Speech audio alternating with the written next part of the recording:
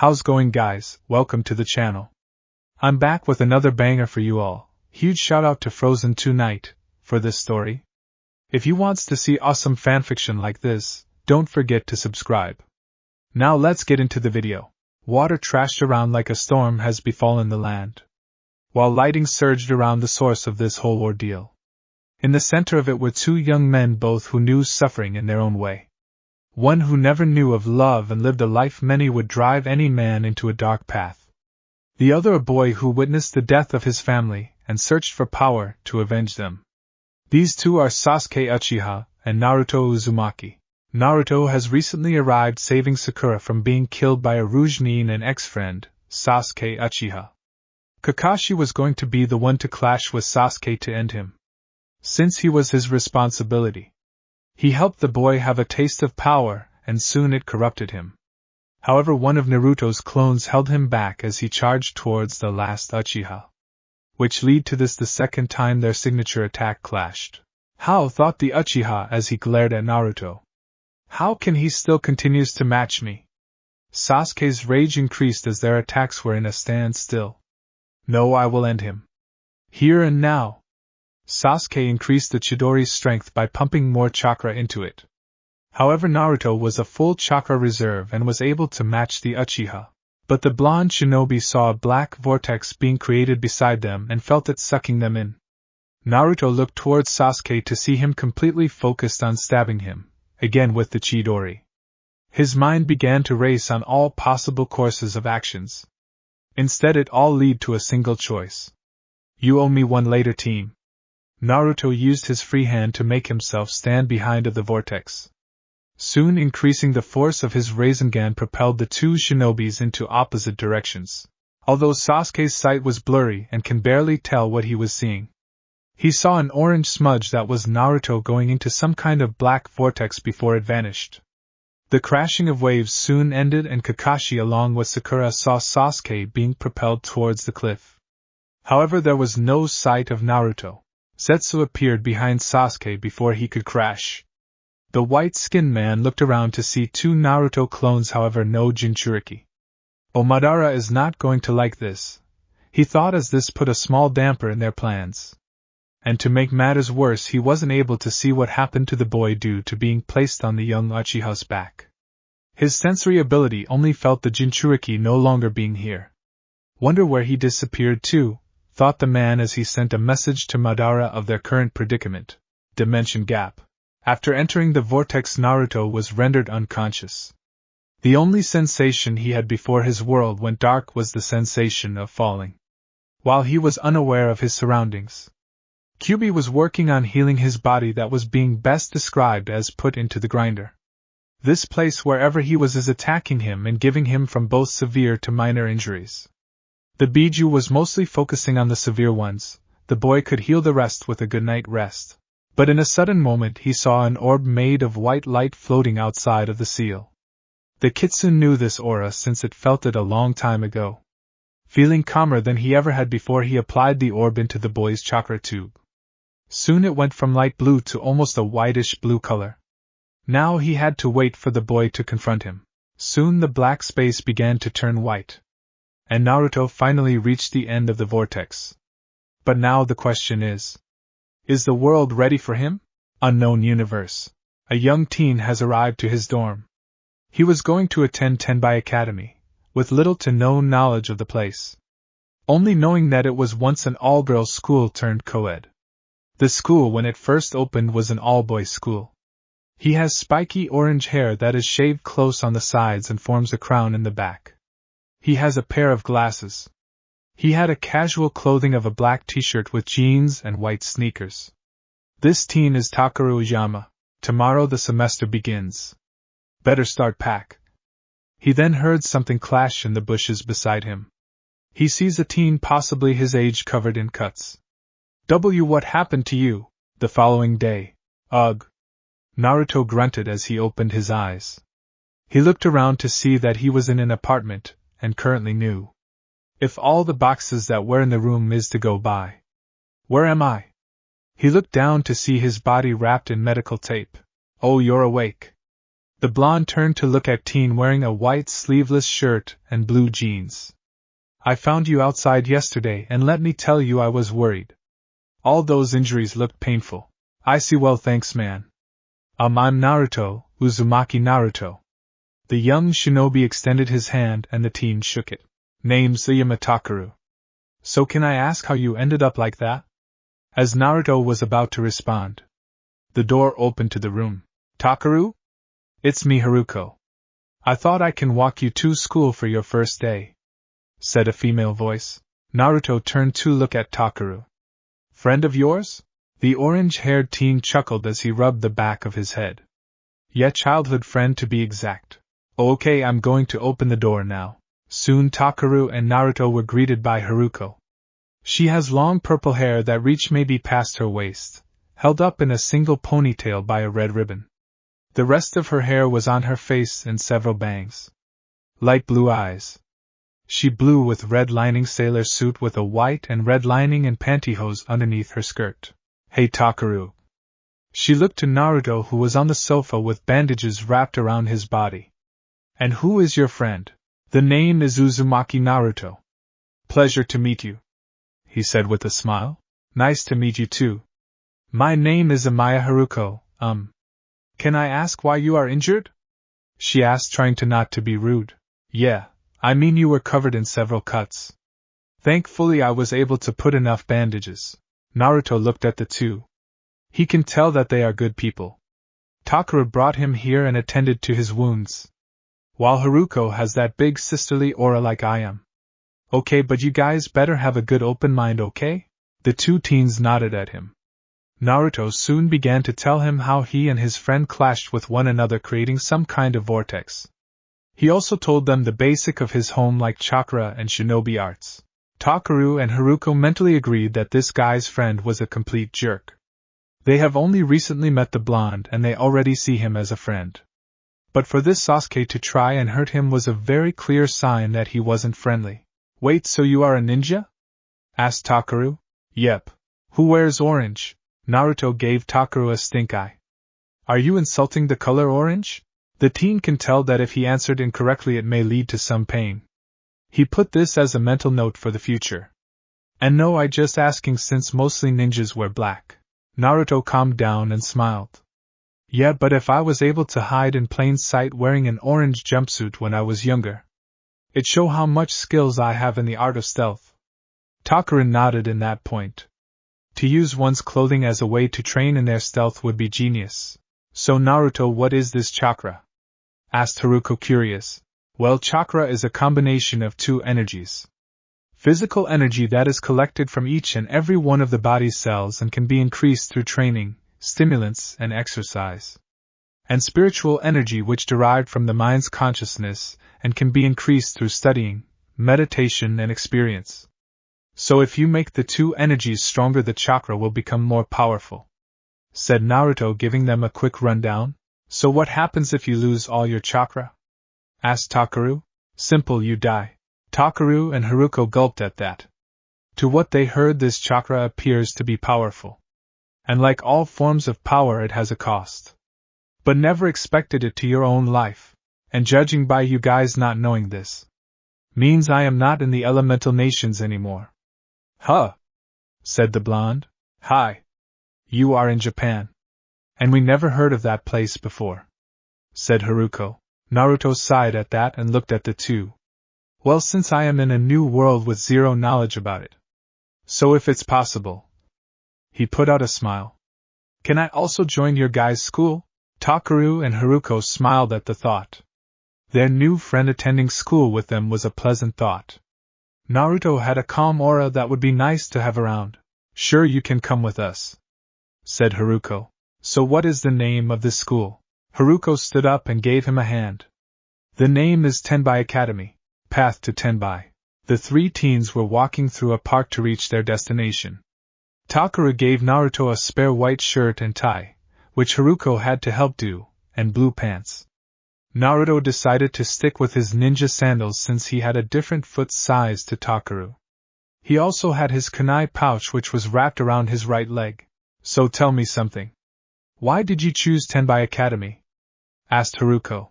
It's because you don't need to take a test or interview to register. Also, it has campus housing. But most importantly, it was just turned co-ed, and there will be loads of girls, he said with excitement in his voice. His glasses had a shine in the end. Not another one? Naruto said in a low voice unable to be heard by the two. I became friend with another pervert. Why? Why do you curse me like this, Kami? Naruto thought as he looked at the sky. Naruto and Haruko listened to Takeru rant about how he has suffered during his time in his old all-boy middle school. But all came down to him not having any female interaction about it. In Naruto's head, Jiraiya would be suffering the same way as Takeru if he was put on that spot. Baka, said the two while Haruko walked with confidence. Takeru-kun, do you even know anything about the school? Asked Haruko, getting the interest of Naruto. What? Besides it being co-ed this year, it's just a normal school, isn't it? Said the orange-haired boy. Naruto hid his face and sighed. This guy was so blinded by the school being co-ed that he didn't get any information about it. Well, Ero-senin, looks like I found your long-lost son. No, this school is different from the others, said the busty female. In what way? Asked Takeru and Naruto at the same time. For example, well, there is the martial arts tournament, and there's the culture festival dance. This got Naruto's attention. He never had gone to a festival unless you count the few he went on his 3-year training trip. And this tournament could be a good way to improve his taijutsu. A dance? Said Takeru. We also have festival dance in Miko clothes, said Haruko. Miko! A ball with a Miko, shouted Takeru. Naruto looked at his friend's face as he went to Pervland. So, you're saying that I don't have to wait till New Year's to admire a Miko? Naruto's sweat dropped at his word. Forget, son, he is the reincarnation of the pervert's libido. That's what you are excited about, shouted Haruko in anger. The blonde stepped back, sensing the female fury was coming. Asterisk, attention please. Disciplinary committee and entrance ceremony preparation members, please head to your assigned positions. Asterisk. I have to go now, said Haruko after she heard the announcement. I'm a preparation member. The entrance ceremony will be held in the gym. Don't mess around, head straight there. Also Naruto. The blonde looked at the violet-haired girl. I will tell the principal about you being a late entry. So follow Takeru, okay? You got it, said, giving her a salute, making her giggle. Alright, see ya. Harune. Uyama Takeru-san, Uzumaki Naruto-san. The two looked at Haruko. However, Takeru was blushing at the sight of her smile. Welcome to Tenbai Academy. Naruto smiled since he was never greeted to school with such warmth. Soon girls began to enter the school, all talking about it being co-ed. Naruto waved at a few with smiled. However, he wondered what was with the blush on their faces. He soon looked at Takeru, who had the face of winning the lottery. Come on, Take-san. We need to head to the gym, he said, dragging his friend by the back of the shirt. Few minutes later. We're lost, said Naruto, looking around. Well, it's obvious this would happen. Neither of us know where the gym is, being new and all, said Takeru, cheering Naruto a little. To open one's own path. To confirm one's true purpose. One's soul shall be sworn to live with Tenbai, said a girl's voice from out of nowhere. The path of the sun, said a second voice, shall be imprinted in the sky, said a third voice. Naruto and Takeru soon were hit by a wave of energy. Naruto looked in front of him to see two girls. The one on the right has light blue hair with a blue ribbon making a ponytail and teal blue eyes. She held a sword in her hand that was crackling with lightning on the guard. While the one on the left has short red hair, a small bandage on her nose, and purple eyes. She also has fingerless gloves. What is that? Naruto focused on the energy coming from the two. It felt like chakra, but different for some reason. Could this world have something similar to it? Soon the blue-haired girl sent a wave of energy towards her opponent. The girl responded by jumping high above, dodging the attack. Soon her shoes were covered in a metallic boot that reached her knee. The two girls soon charged at one another, passing one another. Am I dreaming? Said Takeru, adjusting his glasses. No, you are not. This is real, said Naruto as he watched the two girls. He can tell that they are fighters by their respected stance. He focused chakra into his ears to listen on their conversation. If I win, you'll return him to me, said the sword-wielding girl. And if I win, you'll stop bugging me about him, said the redhead, whipping the upper part of her nose. Poor him, said the brunette in a dramatic way. He's already mine, shouted the redhead as she charged. I won't let that happen, she said as her sword went to strike, but was blocked by the boots. They got into a stalemate with both trying to one-up the other. By what he can see, the brunette has no experience in hand combat, but knew her skills in kenjutsu, while the redhead was an up-close fighter with experience on fighting weapon wielders. Ha ha! Naruto and Takara looked up to see a girl on the tree beside them. The girl has long blonde hair styled into twin tails, green eyes and a slender body.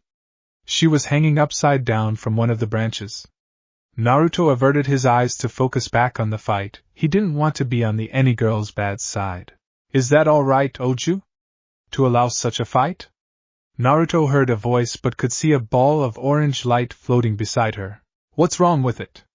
I mean, after knowing the trivial reason behind their fight, it's just too interesting, she said with amusement laced in her voice. Excuse me? Huh? She turned to look at Takaru and Naruto. However, the blonde was more focused on the fight than her. Two guys? Didn't they say that the school will be co-ed from now on? Said the ball of light.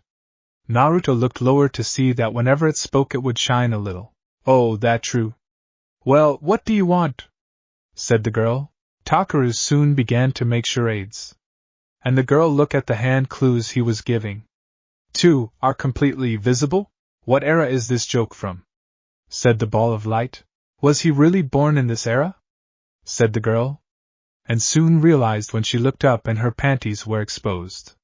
She soon covered them. However, the fight came to an end with the redhead kicking the sword out of the brunette's hand. Seeing where it was going, Naruto was going to intercept it. However, Takaru was there, so he became a landing cushion for the girl.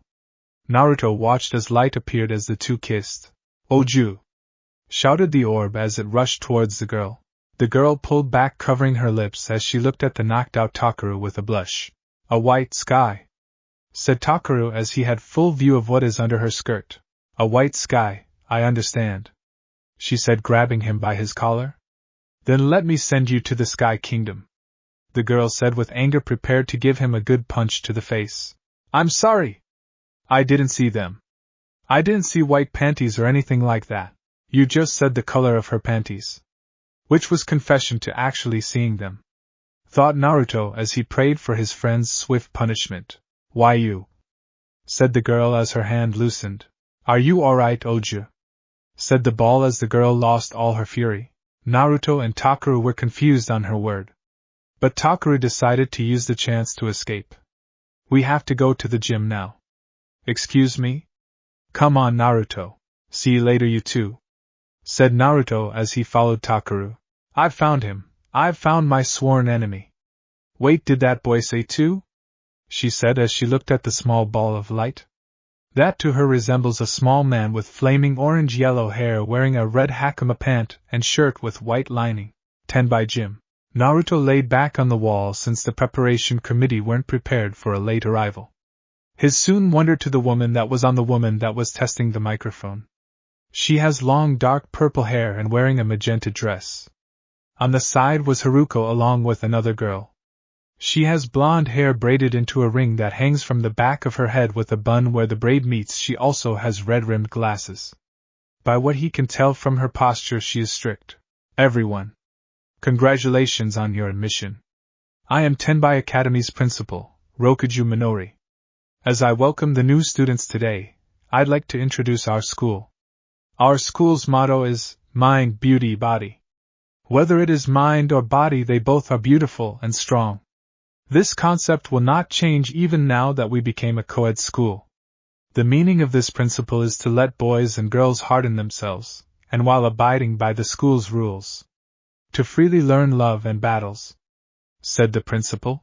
Love and battles, thought the blonde as he thought about it. The concept of love was something he didn't fully comprehend due to his past experience. And battle was something that was common on his land. But on some of his fight he fought for those he placed bond with to get stronger. Maybe that is what she meant. Additionally, everyone will receive the element to fight for the 8 Maken. This got Naruto's attention even more.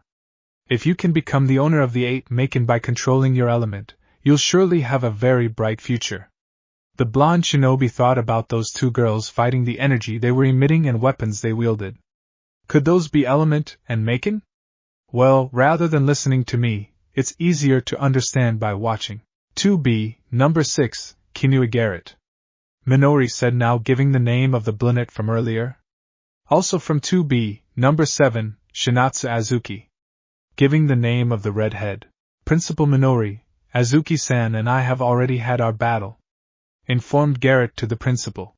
Ah, is that so? Of course, and I won. Said Azuki with a bit of arrogance in her voice. Che. Oh, my poor Teddy. From now on, Azuki-san will hug you tightly every night. White tears are soaking the pillow. Said Garrett in a dramatic fashion. Naruto held back his laugh seeing what she did. Sly girl, knocking the ego of Azuki in such an embarrassing way. Eh? Who'd think that Azuki-san would have such interest? Said the principal. While he saw her crying act ending giving her opponent a victory looks. And they battled for that? No, I mean stop talking. I'm just giving a small payback. Said Garrett before laughing in triumph. And Naruto, still being a prankster in heart, gave a mental bow to such a well-played move. What do we do now, principal? Then let's have someone else demonstrate. Said Minori to the blonde girl beside her. Principal. Said a familiar girl getting the attention of all the new guys in school, minus Naruto. I, Himegami Kodama, would like to carry out this battle. So that is her name. But why would she, oh no. His eyes wandered to Takaru. Himegami soon turned to look at Takaru as well and pointing at him. I'd like my opponent to be him. Me? Hold on, Himegami-san. Takaru, no. Uyama Takaru-kun is a new student. Haruko tried to stop the fight. Oh? So his name is Takaru? Said the lowly twin-tailed blondie. Yeah, he's a childhood friend, I mean. To be chosen as an opponent on one's first day is too dangerous. Said Haruko looking at the principal. It's just as the vice president says. Principal, the opponent should be changed. Said the glasses-wearing girl. Well, isn't it okay? Said Minori in a calm manner. How can you say that? Said Haruko, now worried for her friend. Then Mr. New Student, come on. Hurry and prepare yourself backstage. Said the woman, calling Takaru up. Naruto watched as the other students gang up on him to go up and fight. He frowned since Takaru now knew what he has gotten himself into. But he heard his word of fighting girls. The blonde shinobi shook his head as he grew in a world where you fight males and females equally. However, the look he saw on Himegami was one that could frighten any academy student. Now, the entrance ceremony special battle contest will begin. Naruto watched as Takaru was trembling in the upcoming battle. The guy, by what he can now tell, never was in a fight. The participants are Kenkibu, 2A, number 20, Himegami Kodama. As well as the new student Uyama Takaru-kun. Takaru was distracted so badly he didn't see Himegami already in front of him. Naruto was the only one to hear them clearer than the other students. Kiddo. Yes. Me? What's wrong? You seem nervous. I'm sorry for just now. It's okay. But more importantly, relax your shoulder. Although this is called a battle, we're just pretending. Of course, I won't go all out. Just make some karate poses. I'll take care of everything else. Said Katama before going back to her starting spot. However, Naruto frowned at that. By the way Garrett and Azuki fought outside, this wasn't pretend. Takaru can get seriously hurt, or worse be crippled. What are you planning, Oju? Said the ball of orange light that appeared beside her. Are you worried? Don't worry. Said the girl as she lifted her left hand, and the next word made Naruto ready to go into battle. I won't kill him, just yet. Lightning soon began to appear on her hand. Ikuzuchi. Now a ball of yellow light appeared on her hand. What up? Now plant a timed lightning ball into that guy's heart. Naruto curled his hand into a fist at the girl's wording. He knew how lightning felt being hit, it hurt like a bitch. He won't let anybody else experience such thing again. As you can see, he has no resistance against elements at all. Now that he still hasn't taken any precautions, it'll induce a shock to his ear and may kill him several days later. Oju, if you overdo it, Kamigari will take notice of you, said the orange ball. Kamigari, thought Naruto. The name sounded similar to Akatsuki. Also, even if it's because of your affinity, you don't hold any grudge towards him personally. I know that well. However, it won't calm down. My blood. Himegami took a look at Haruko. The shinobi can see that Haruko got worried for Takeru. If it gets ugly, he will be her opponent. No friend of his will die. The time limit is 3 minutes. Start. Himegami charged at Takeru. And soon they began a minor fight at a speed of an academy student. Naruto can tell it was fake. Soon he felt a killing intent coming from Himegami. She moved faster than everybody else could react. We'll all but one. Enough, Naruto thought as he disappeared from his spot and appeared beside of Himegami. Soon Naruto appeared and coated his hand with wind chakra. He put his hand forward, preventing her attack to continue, and a power struggle began between them. Naruto looked at Himegami, who turned to look at him, showing yellow slit eyes unlike her previous green one. He soon pushed her back. What was that? It didn't felt like elements but denser and stronger. Though Himejima. You okay, Takeru? Naruto turned to look at Takeru, however there was another person with him. She has light brown hair and brown eyes. She also has red gauntlet with yellow claws along with engraving and a green jewel on the top of the palm. So who's your friend? Minori looked at the girl with interest. That Maken is not a replica. It's one of the real original 8 Maken. If that is the case, and that boy, her eyes wandered to the spiky-haired blonde. He coated his hand with something akin to element. Finally. We finally meet, said the brown-haired girl looking at Takeru. Takeru sa ma, she said as she fainted and was caught by Takeru. Are you alright? Asked the glasses-wearing boy. The soon woke up and turned to look at Takeru. Was all he could say before he was embraced by the girl. I'm happy to meet you, Takeru-sama, said the girl.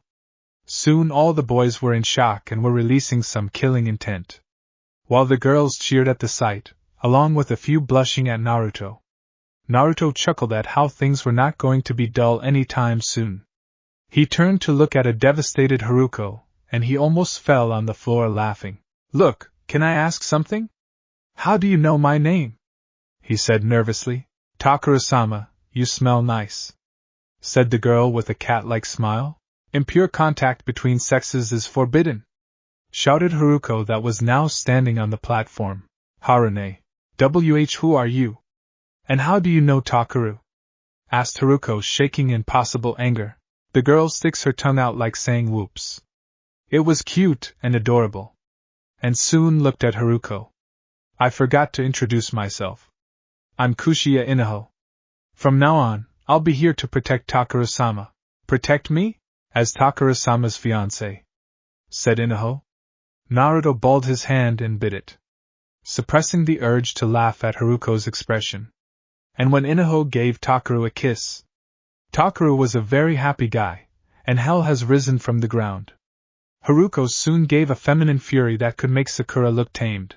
Can I ask why you tried to kill Takeru?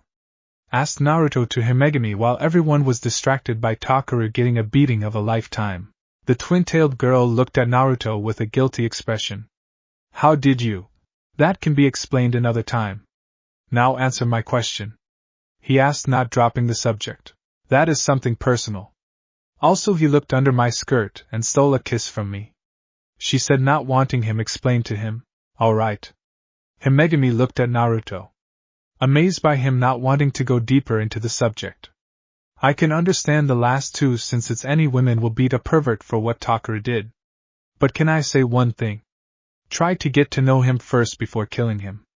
To kill anybody without a true given reason is just makes you no better than those scum who kill for the hell of it, Naruto said as he soon walked toward the dust cloud, hopefully to retrieve a still intact Takeru. Principal's office. Naruto now stood in front of Minori. After the ceremony ended, she called on him to come to her office. Not wanting to get lost, he followed her to her office. So can you tell me more about yourself, Naruto-kun? She said as she brought a file with his name, opening it to reveal nothing.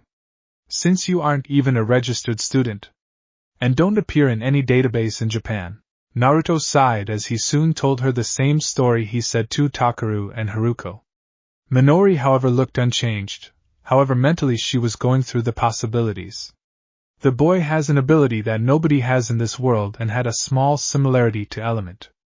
If she plays her cards right, she may have the greatest ally to protect Tenbai. And also against that bastard. Alright, Naruto-kun, let's make a deal. You can attend Tenbai and be given a room in the apartment complex owned by the school. We will create a fake birth certificate for you and implant it to the Japanese database along with a transcript for your legal registration to the school. You can find jobs in the city for you to work on so you can gain money to buy any furniture and food. However, all I ask is to join Maken-Ki, said Minori. Maken-Ki? Yes, also known as Madoken-kei Kiku. It's made up of the Security Committee, Kenkibu, the Magical Enforcement Committee, and the Student Council. All its members have sworn to protect Tenbai and their students, and are judges in duels and ensure that these are carried out honorably and fairly, said Minori. Naruto thought about it, and was a good deal. He gets to go to school, get a place to crash, cover all possible connections to an alternate world and work to protect the school. Sounds like a plan. Alright, also you will get a room number 9, 2 doors beside that of your friend Takaru. We will talk further about living arrangements later on, said Minori. Okay. And Minori-chan, thank you for accepting me into the school, he said, giving a Namike's smile. Minori was not prepared to be given a smile that made her feel like jelly. It's nothing, also take this. Also here is your uniform, she said, handing him a standard boy uniform. Naruto looked at it, and came up with an idea, giving a fox-like smile to his principal. Hey Mino-chan, is it possible to get a custom-made uniform? The woman gave a seductive smile, which sent shiver on his spine. Oh? So it's Mino-chan. Well, I like the pet name, so Naruto-kun. What is it you have in mind? This is how Naruto began his adventure and life in a new world, and become a legend in both worlds. As the sun began to rise for the second day of school, the only one to actually be awake before the other students was our resident shinobi. After his conversation with Minori and getting all of his school supply, she told him his custom uniform will come in 2 days, so she will allow him to continue to wear his current apparel. He sent his Kage Bunshin last night while he slept into the city to scout it out. A few of them has come across with the lowlives of the city, in response beaten the living daylight out of them and took their cash. Hey, they are scum, so they don't need the money. Then using the small earned money went to a casino, almost bankrupt them, using henge to impersonate some of the older attackers. He now had knowledge of the city and gained a small fortune. Another group of his clones decided to train after exploring the city. Naruto had several scrolls of futon techniques but never had the time to train at them. Now he had wind release, wind release, gale palm, blade of wind, wind release, drilling air bullet and body flicker, wind variant. They also learned Fuinjutsu from the scrolls Jiraiya has given him.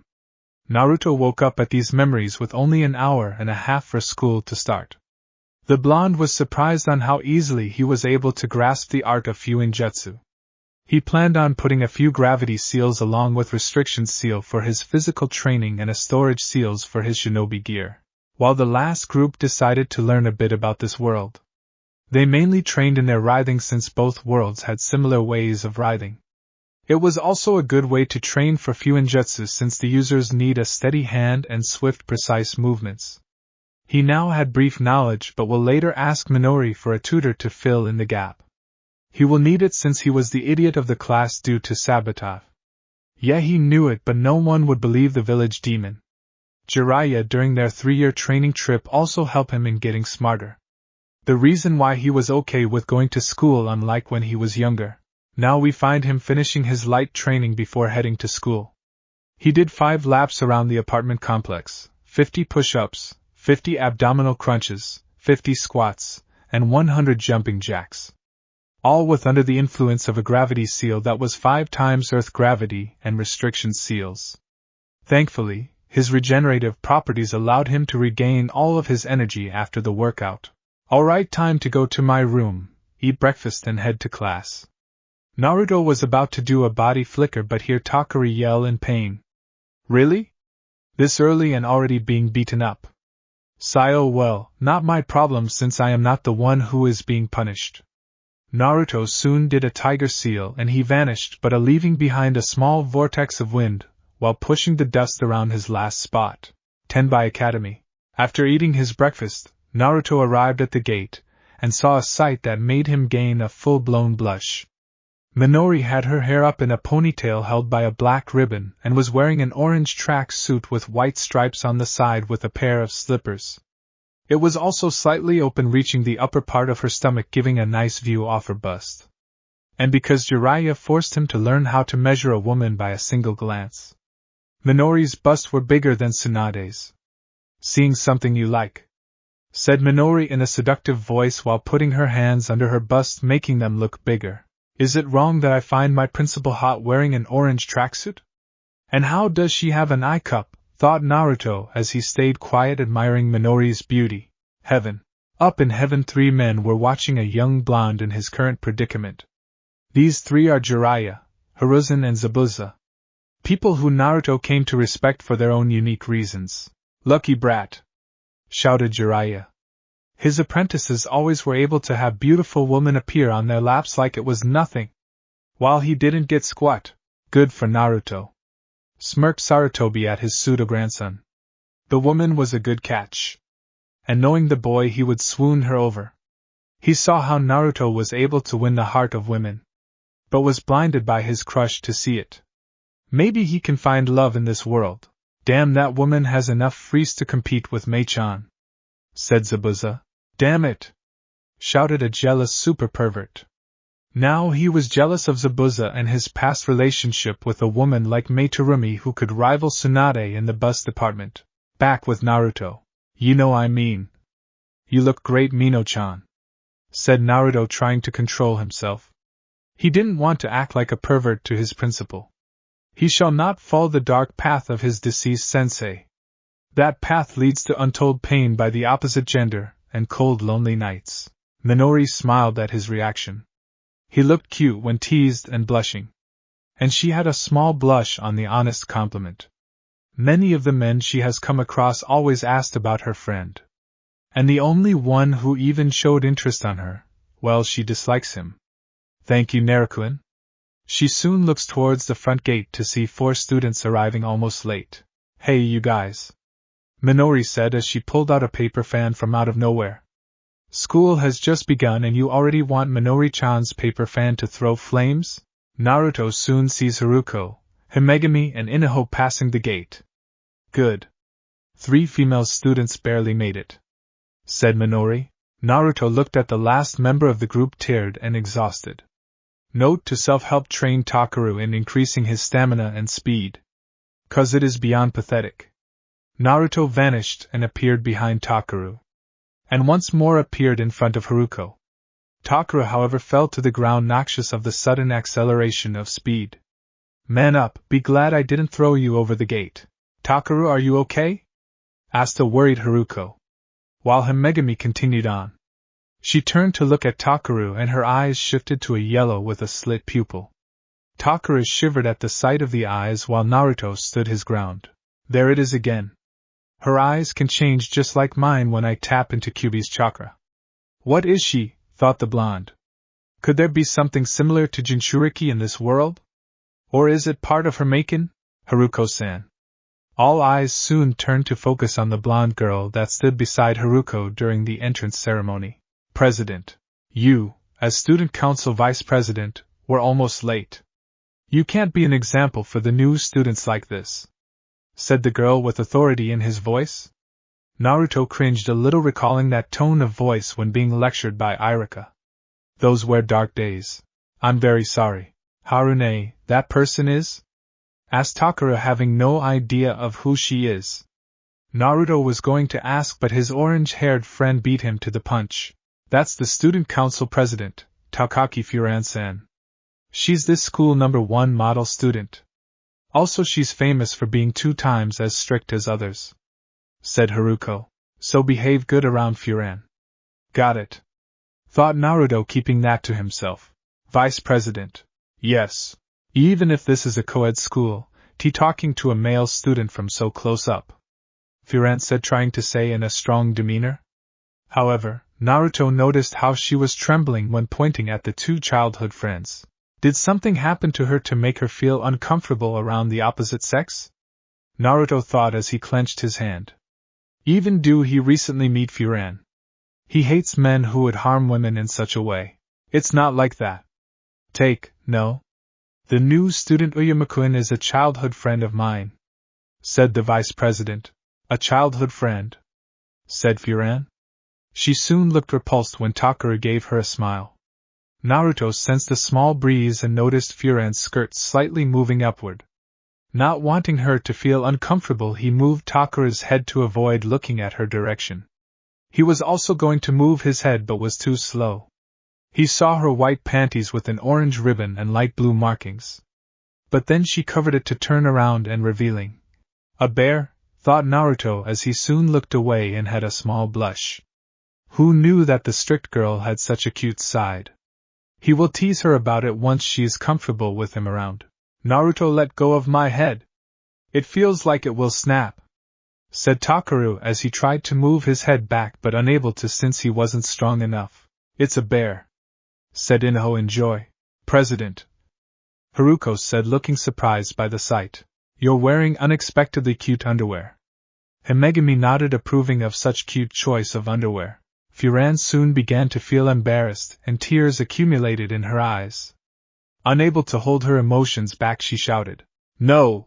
Naruto was used to the screaming since Sakura was 10 times louder. I wonder if someone figured out if that is a Kekei Genkai. Hurry to your classrooms, said Minori, commanding the student to make haste. While tapping her paper fan on her shoulder, Naruto nodded as he soon dragged Takuru to the classroom. Behind them was Inoho following them. Classroom. Naruto soon opened the door with Takuru and Inoho beside him. Sorry for being late. My friend here decided to sleep a little longer. Naruto! Shouted Takuru as Naruto smiled. Oh my! With this, everyone in the class has gathered, said a long blonde hair with 2 hair antennae forming in the front of her face and bangs on the side. She also has brown-colored eyes and a blue hair clip. She's short-sleeved gray shirt with a short turtleneck and blue skirt. Ah, yes, said Takuru. That guy. I'm sure that yesterday he came together with a girl. Hey, the blonde one also appeared out of nowhere and stopped that blonde chick's attack. His school life has just started and it's already rose-colored. One whined at Takuru's relationship with Inoho, was all that the boys said about the two. Naruto sighed and continued on. Takuru soon followed. So she's really his girlfriend, isn't she? At least the one with whiskers eye available. And he is pretty cute. Naruto blushed at that remark. He was never the focus of his past female classmates. Now they all had their sights on him. So this is how Sasuke felt. Better give him some credit. Good. Everyone please be quiet. I'm this class's homeroom teacher, Amato Tamika. Nice to meet you, she said, closing her eyes and giving everyone a small smile. The sound of footsteps sounded outside of the classroom. And the assistant homeroom teacher is... She was interrupted by the door opening. All boys rejoice, said a very familiar voice to Naruto. I'm U.A Academy's principal and idol, Rokujo Minori-chan. Naruto looked at Minori as she pumped her fist into the air and her chest jiggled a little. Best assistant teacher ever, thought the blonde shinobi. Anyone would be better than Mizuki, but a woman like Minori was the best thing to happen. Then, today we'll immediately start. Tamika continued the class, while Minori looked at the teacher with small anger. Ignoring me, are you? By going to the infirmary and doing a physical checkup, said the homeroom teacher. Naruto, however, did a shiver recalling all the bad experience he had with doctors. Most specifically those during his childhood, Tsunade and Sakura. Okay, girls, move to the corridor, commanded the school's principal. but not without giving Naruto a small wink. Leaving the poor shinobi to blush. "I'll go now, Takuru-sama," said Inoho, giving him a salute. All of the girls giggle at her actions. However, all the boys soon sent a piercing stare at Takuru. Naruto, on the other hand, sent a small pulse of killing intent, making the boys focus back to the front board, having small sweat on their forehead. "Got to love that trick. Sensei!" shouted Takuru and the boy sitting beside him. "Oh my, what's wrong? My stomach is aching a little. I need to go to the toilet," said the two in perfect sync. "Oh my, that's terrible. Although there is still some time, please hurry." While the teacher showed concern for the two, one of Naruto's eyebrows was twitching. He saw the perverted look Takuru did and heard when he said co-ed. "Jiraiya, we're such a pervert that you needed 2 reincarnations? Better keep them in line. So a good prank is in order," thought the boy with an evil gleam in his eyes. Konoha. Many of the residents in the village were either working, doing their daily routine, or doing finishing touches for the remodeling of the village. That is, until many stopped in their place, taking in a quick breath of air. A cold shiver went down their spine and a feeling of dread befallen on them. They knew this feeling all too well. They had suffered in his so-called art. For 6 years many of the villagers, let them be civilians, shinobi, or clan members, suffered. And they all recovered after it stopped for 4 years. But now some poor soul opened the forbidden box. By Kami, he has returned. One of the merchants hyperventilated, recalling running from a pack of dogs hungry to sink their teeth into him for smelling like well-cooked meat. It can't be. That side sh should have been forgotten when he graduated," said a store owner as trembled and seeing his store how it was covered in orange paint and glitter. He was unable to be removed it from any of the merchandise, and lost profit for a week. The village's resident snake mistress did a smile that could make any man run for their lives. Oh, the sensation of chaos and upcoming humiliation. Only one person is able to give such sense of wondrous act. Everyone in complete unison said the word that spelled doom to those who were on his list. "The prankster king from hell has returned. 10 by Academy. Thank you very much," they both said. Soon ran out of the room. Naruto, on the other hand, dropped a small blonde mouse that was a Kage Bunshin in a henge and following the two. He used these justice so much that he can do it without hand seals or creating smoke. With Kage Bunshin Naruto. The small mouse followed Takuru and the other boy. Even though Takuru showed being physically weak, the strength of his inner pervert made him run faster, matching a high-class academy student. Soon the two perverts climbed the tree that has a view into the infirmary. Let's see. Cannot do anything too severe. Better go with the classic. The mouse soon pulled out a bottle of itching powder. Climbing up the tree, the mouse soon created a clone. The original clone put the powder on Takuru, later threw it to his partner, and did it to the other guy. Soon the two mooses watched as Takuru and the other pervert began to scratch themselves. Then it picked up the intensity, soon fell of the branch, and rolled around the grass, rubbed their backs against the tree trunk and scratching their butts like a dog. Soon the two headed inside the school. The sound of mooses laughing was heard on the tree barks. That was amusing. The two mooses looked up to see Himegami. Now I ask how you were able to do that. No normal animal can create clones. The two mooses shrugged before giving her a salute and dispersing into smoke. Now Himegami was interested in those mooses and whom they belonged to. Infirmary. Naruto along with the rest of the males were now heading out to the infirmary. The blonde soon gained the information and smiled at the use of a classic prank. It felt nice doing something he has done when he was a kid. Great way on how to make and set a trap along with training in stealth. A few minutes later Takuru and the other boy appeared with scratch marks on their bodies. What happened to you two? He asked. It appears we are allergic to something, said Takuru. Soon they were all measured in both weight and height. Naruto apparently has grown a few more inches which he hasn't noticed until now. He now stood at 5 feet 8 inches and weighed 130 pounds, 4 inches taller. Soon he along with every boy in the room heard a woman speak. Don't move. Yes, just like that, said the woman behind the curtains. WH what? Naruto thought. He has heard that line before. When he was younger and living in the red light district, he accidentally entered a room inside of a brothel to hide from a mob and hid under the bed. When he was going to leave, two people entered, preventing him from escaping in fear of being sent to the mob. Naruto lost his virgin ears as he heard the two people rutting like animals on the bed. When it ended and left the room, he left through the window and decided to never speak of the event again. Good, put it in, said the woman. Naruto began to blush at the thought of this woman doing something so erotic in the presence of all of these boys. What kind of medical professional does that?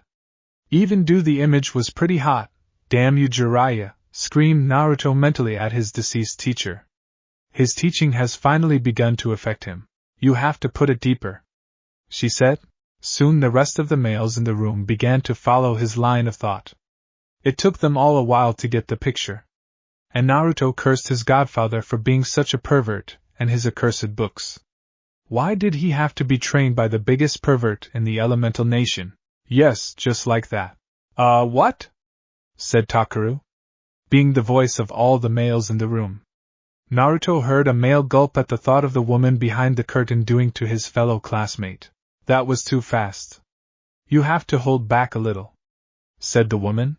Naruto had a bit of steam coming out of his head. The woman must have been so good that the guy in less than a few seconds has experienced an orgasm. By Kami, is this woman must be a professional. Okay, pull your hand. When she said this, Naruto calmed himself down. Apparently all of the word just fell out of context. Way out of context. Soon Takaru went, and apparently by the machine was unable to find a Maken compatible to him. Two other males went before it was his turn. Next one, please, said the woman as Naruto headed over, and soon saw what had many of the boys blushing and looking at with lust. Right there in front of him was a young woman with bright blue hair and brown eyes. She was wearing a large white lab coat which she keeps open, since she is a school nurse of the academy. Under the lab coat she wears pink strapless top which is openly laced down the middle, revealing a lot of her cleavage, along with a very short brown skirt. She shifted her legs, revealing green panties to him. Are those marks real? She asked, and curiously looking at his whiskers. Heaven! Jiraiya, Sarutobi and Zabuza all shot back with blood gushing out of their noses. They had never thought it was possible for a woman to have freeze that size. They also began to curse like sailors for being dead and not being at the boy's spot. Jiraiya soon recovered with flames bursting from his eyes. Naruto! As my apprentice I command, no, I order you to take that woman as your future mate. Tenbai Academy, Infirmary. Yeah, they are birthmarks, he said with a calm smile, while the woman chuckled. Naruto actually felt calm around her, and not nervous. This may be the only medical person he could not freak out by. That is rather interesting and cute. It makes you look like a fox, not that far off, thought the blonde shinobi as he remembered his tenant. I will go see Fuzzy later tonight, wanting to see how the fox was doing. So what is this thing? Well, that's a machine that analyzes your element reserve and compatibility of a person with Maken, Kurambo, said the school nurse. After all, we have many kinds of Maken replicas to match every student's nature. Naruto looked at the machine and then at the nurse. So most of the Maken that are being used are mostly replicas? So are there any that aren't fakes? Before she could respond, the machine began to speak. Hurry and put it in, you bastard! Naruto turned to look at the machine with a glare. What did you call me? Said the blonde shinobi in a threatening manner. He may have been called Baka, Dobe, Deadlast, Knucklehead, Demon Child and many other things. But those that dares call him a bastard were punished with no chance of mercy. You heard me. You spiky blonde hair, blue-eyed, retarded bastard. Bet your mom was real disappointed how it turned out to be, said the machine. However, it soon came to regret it. The sight before the small machine made him and the rest of the boys shiver in fear. Naruto lowered his head, making it hard to see his eyes, and a black aura was covering his entire body. A red orb appeared where his right eye would have been. If the machine could sweat, it would be imitating a waterfall. While all this happened, the nurse felt a little bit of fear, and an odd sensation of arousal. Not many people knew this, but she had a thing for young men with a dominant demeanor. And by what she can tell, this boy fell perfectly under the category of an alpha male. You are going to regret those words, Naruto said in a darker, more sinister voice. Soon rammed his right arm all the way into the machine that groaned in pain. And he was a machine, so it shouldn't be impossible. Kuranbo, even though it was in great pain, began measure the boy's element reserve along with what Maken was compatible to him. Oh shit! Shouted the machine as it soon blew up. Oh my! Said Aki, surprised by the sudden destruction of Kuranbo. Ha, take that, you talking toaster! Naruto said with joy. Soon the eyes of the machine glowed a little. Why you have to do be better than that? Said the rust bucket while Naruto snarled. Were you able to tell what Maken he was compatible to? Asked the nurse, looking at what remained of the machine. And the other males were also interested. But nurse, without trying to, was very close to the blonde, making his shoulder be right between her freest. Don't fall to arrow side. Don't fall to the arrow side. Don't fall to the arrow side, was the mantra that Naruto was shouting in his head. Her freest, even though they are big K-cup, they are soft like 2 marshmallows. He didn't know how much longer he could control his libido and not fall to the perverted side of men. Why yeah. But we might need Minori and Gen to hear this, Kuranbo said with absolute seriousness. Principal's office. Takaru, Inoho and Naruto sat on a sofa on the left side of the room, while Minori stood in front of her desk and Aki behind the sofa. While a man with spiky orange hair, wearing a white headband and green eyes, sat on the other sofa. He also had 2 scratch marks on the right side of his face, and some hair growing from his chin. He had a teal pants, brown shoes, a white undershirt underneath a black jacket. Excuse me? Everyone looked besides the guy on the sofa to look at Haruko entering the room. Haruko-senpai. Harune. You said you can't find a suitable Maken for Takecha-Ryuma Takara-kun. What's that about? Haruko said. Principal, not finding a Maken is... She didn't finish, but the other 3 staff members understood. Yeah, it's just like that. Impossible, said the man. But this is the truth, said Minori. Even though it's been 10 years since I created this element detector, Kurenbo is my masterpiece, said the man. The principal of Tenbai sighed and looking at the man. According to Aki, this was made out of scrap, and Naruto proved it by making it explode. The man looked shocked and turned to look at Aki, who had an apologetic face, and soon focused back to Minori. A genius isn't picky about his material. That's right, I'm a genius. Damn it! Shouted the machine. It was now in a smaller version of its previous appearance. It soon began to tremble by Naruto's gaze. Want me to blow you up? And no. Smart choice, said Naruto, while Minori smiled at the sight of the robot trembling in fear. But why did 4 people with unidentifiable elements appear this year? Asked the man to himself. 4 people? Said a surprised Haruko. They told me my element characteristics can't be found either, said Inoho with much innocence. Well, since she already had a Maken to begin with, it's understandable why hers couldn't be found, said Minori, and soon her head shifted to look outside. The other person with unidentifiable characteristics came from that place. The problem is, she said, quiet for a minute, unable to finish her sentence. Being unable to identify the characteristics of one's element, is that a serious problem? Asked Takara nervously.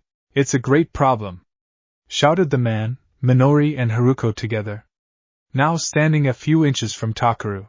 My pride as a genius, he was unable to finish, and had his mouth covered by Minori. You know that the Maken you get to use is determined by your element, right? Yee. But basically, isn't it from now on that I'll be using a Maken? Asked his friend. The problem is that from now on, the hardest will probably be self-defense, said Minori. Self-defense? Haruko soon explained why. Tenbai Academy's battles are. She recalled a few fights that has occurred around the school. Question. Interrupted the light brown-haired girl. I've been taught that battles can only be carried out if both sides agree to it. Which means that as long as you refuse, there won't be any problem. Why yeah, that's true. I can't bear to fight against girls, said Takaru. Naruto sighed at his friend. Even though he has heart, he really need to work on his morals. Since a woman can be as dangerous as a man in a battlefield. Minori soon grabbed Takeru by the nose. Is that sexism, Takeru? Girls are stronger than you think. Also, there are people using Maken outside of battles. At such a time, the only one who can protect you is yourself. She said and turned to look at Naruto. What about you? What is your opinion in this? Naruto looked at the dark purple-haired woman. From where I come from, many of the women I have met are strong fighters. Therefore, to fight a woman in a battlefield for me is the same as fighting a man. We are all equals in an arena. We both suffer the taste of defeat or victory. But outside of the field of battle I have a moral code, unless they start it or harm any of those I hold dear. Minori smiled at his response. Is the school really that dangerous? Asked Takeru to his friend. As I thought, you came to this school without knowing anything. The vice president said, looking down at the floor. No, really? What was your first clue? Thought Naruto as he guessed this on day one.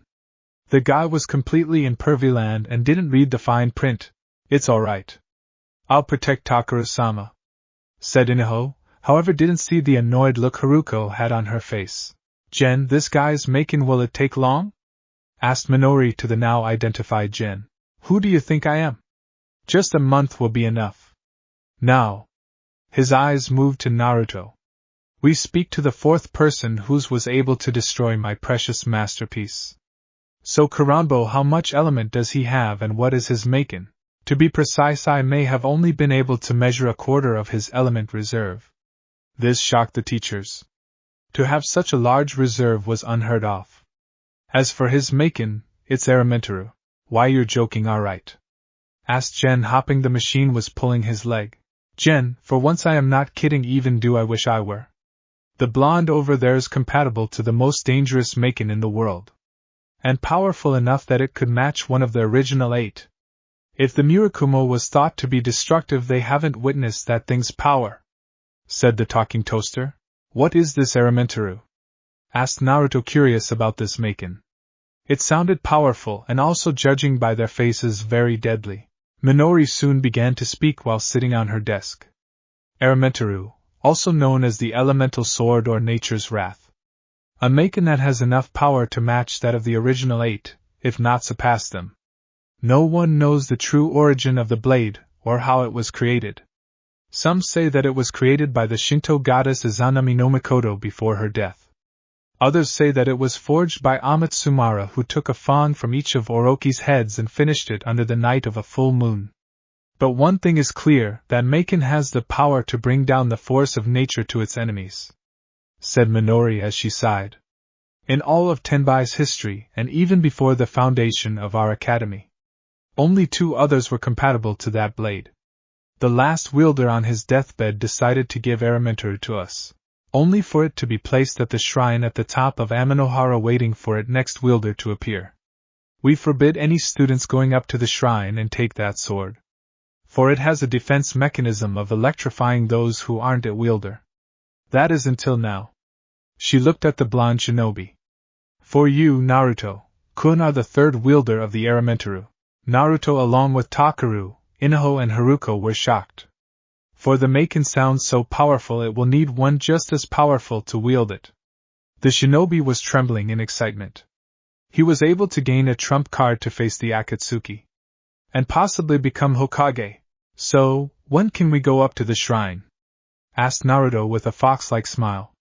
This caused both Minori and Aki to gain a small blush. Gen looked at Minori and later at Aki and felt depressed. Lucky brat. Shrine on top of Amanohara.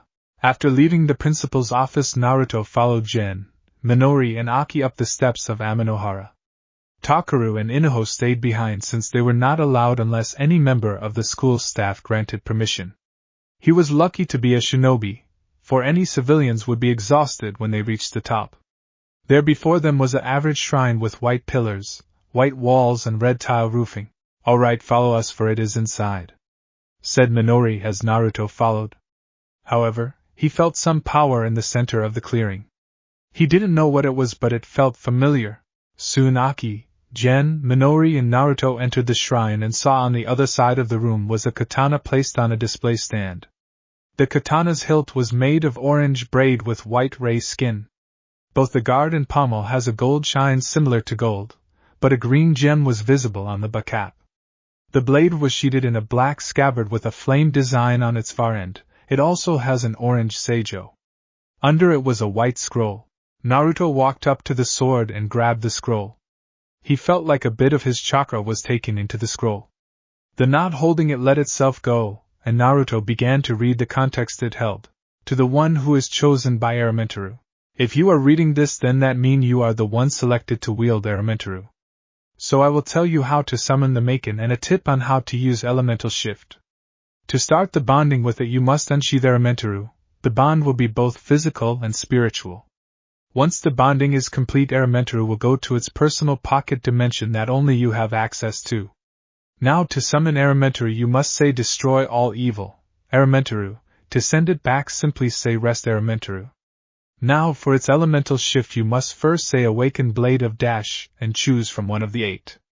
Kasai is for fire, Yami for darkness, Kaze for wind, Mizu for water, Raideningu for lightning, Hikari for light, Doku for poison and Shikyu for earth. Each have their own unique ability, but I won't write this down, better to learn this on the field of battle. Best of luck. Second wielder of Eremitaru, Nagi Erashur. After reading the scroll, Naruto rolled it back up and put it in his pocket. He soon lifted Eremitaru by holding it by the scabbard. The blonde felt a light vibration coming upon contact. Using his other hand, he slowly began to unsheath it. Wave of elements surrounded him as the sword was being drawn, and those behind him were trying hard not to be blown away. Outside of the shrines the clouds began to be pushed away, creating a perfect circle around the city, showing the vast blue sky. Many of the animals outside stopped when they felt the surge of element energy. To them it was calming, like they were in the embrace of their mother. While those who have Maken were trying to figure out where this was coming from, Naruto soon fully unsheathed the sword and a stunning silver blade was right in front of him. He pointed the blade forward to see engravings on the circular guard of the katana, the kanji for fire, water, wind, earth, lightning, light, darkness, and poison, going in a circular motion. Wanting to test the sword out, he did a quick down slash. He could hear the air being cut by the blade. He later did an upward slash, side slash, diagonal slash, and a thrust as if impaling an enemy. He wanted to try elemental shift, but would decide to do it another day, so he began to sheath the blade back into its scabbard.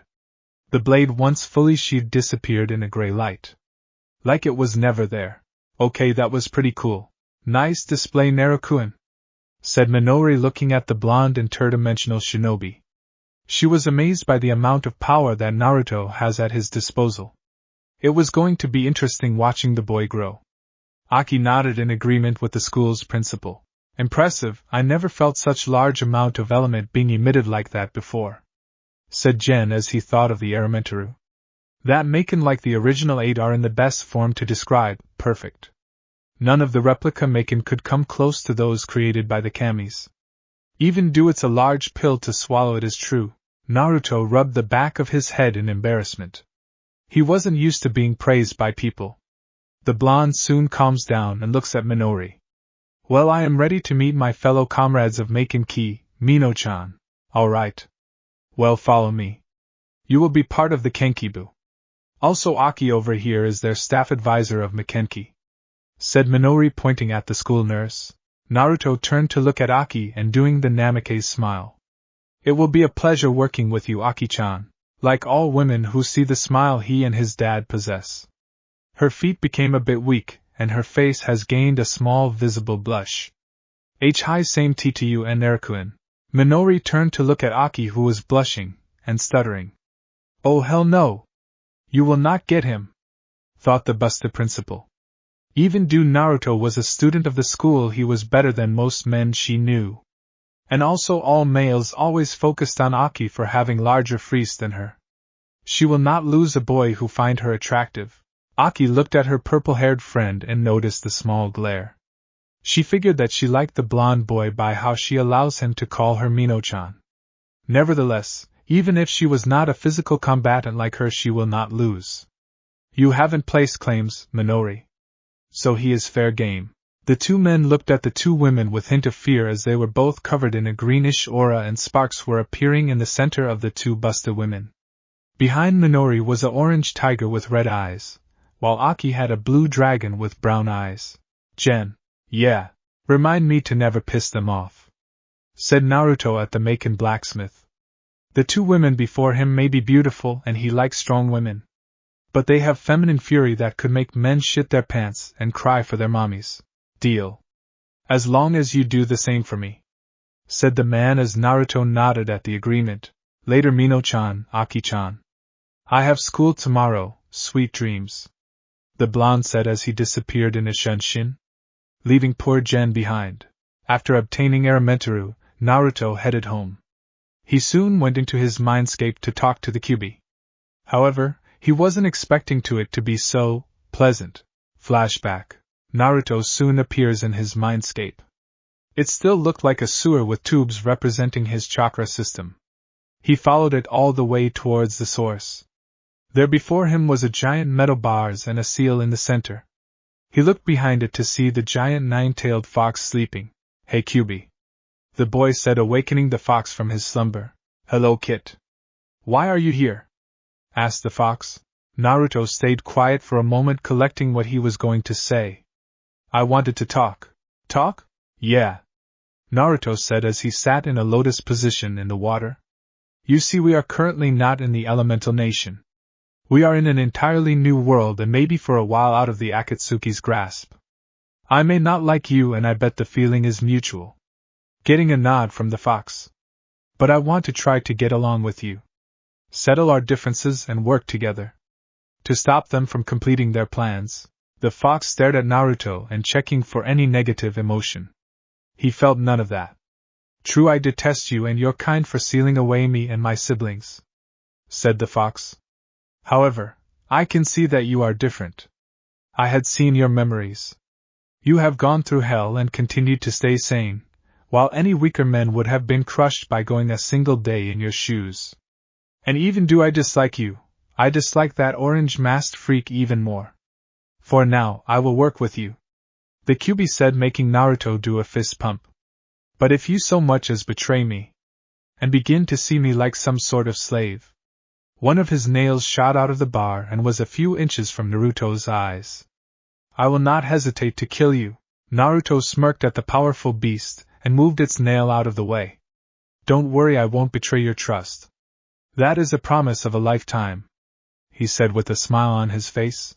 The beast looked at the boy as a ghostly image appeared beside him. The figure had short, spiky brown hair, 2 locks of which were wrapped in bandages framing either side of his face in a similar manner to his brother. He possessed stern facial features. In his later years, he had a more pronounced jawline and short goatee similar to his father. He wore what seemed to be a blank forehead protector and at a later time, bandages around his forehead. He wore a light-colored kimono with magatama adorned around the collar. The kimono was held closed by a dark-colored sash. He was doing the same smile as the boy. He really is your reincarnation, Azura. Flashback end. After that, the Kyuubi has become more open with him. The fox also told him about his mother, Kushina Uzumaki. The boy was glad to know more about his mother, and was glad to be similar to her in some way. Kyuubi also unlocked the ability of his mother, the adamantine sealing chains that it believed to be useful against Madara and Maken users. The fox also told him that due to the bonding with Erementaru he was able to gain the affinity for fire, water, earth, and lightning, along with the Kekkai Genkai for light, darkness, and poison. But they are all mid-rank affinity, but while wielding Erementaru they become god-rank affinity. So the Biju decided to become his trainer. And since it traveled around the elemental nation before his sealing, he knew a lot of things that can be useful to increase his arsenal. Naruto woke up a few hours earlier since he wanted to train a little with his Maken and its elemental shift ability. Kyuubi has witnessed a few sword fights when he was still free. So he taught him basic swords movements that will become the foundation for his future sword style. That, however, is the only problem they had come across. They needed a style that was fast, unpredictable, and able to take down or knock out enemies in a single move. After his sword training, he headed home to prepare himself for the day. Better eat breakfast. Wait, today I get my uniform, shouted the boy as he rushed to his floor level to find a box with his name on it. He swiftly entered his designated room and opened the box to reveal its contents. Yes. Time to really shine. He smiled at his new clothing. Tenbai Academy. Naruto has arrived and all eyes were on him. The females were blushing and the males dropped their heads in depression. Naruto's school attire was a long blue blazer with the sleeves rolled up to his forearms, white shirt, orange tie with a green line, blue pants and brown shoes. On his forehead was a black headband with an orange spiral on it. Man, I like this new look. Naruto soon spots Haruko, Takaru and Inoue in front of him. Hey guys. The three turned to look at Naruto. Hey Naruto. Is that your uniform? Yep, I asked Mino-chan if I could have a few modifications. So what are you guys talking about? Asked the curious blonde. I am asking Haruko about Kenkibu. Oh, so you are joining too? Said Naruto. Haruko turned around to look at the blonde. Wait, you are joining? Naruto nodded.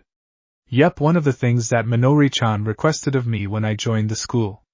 I would have joined it either way since it sounds like something I would be good at. But I wasn't told much about it. Haruko smiled in joy at hearing two of her friends joining. Alright, then let me, the student council vice president, tell you two in detail. In a moment she pulls out a pair of brown glasses, a pointer stick and a TV.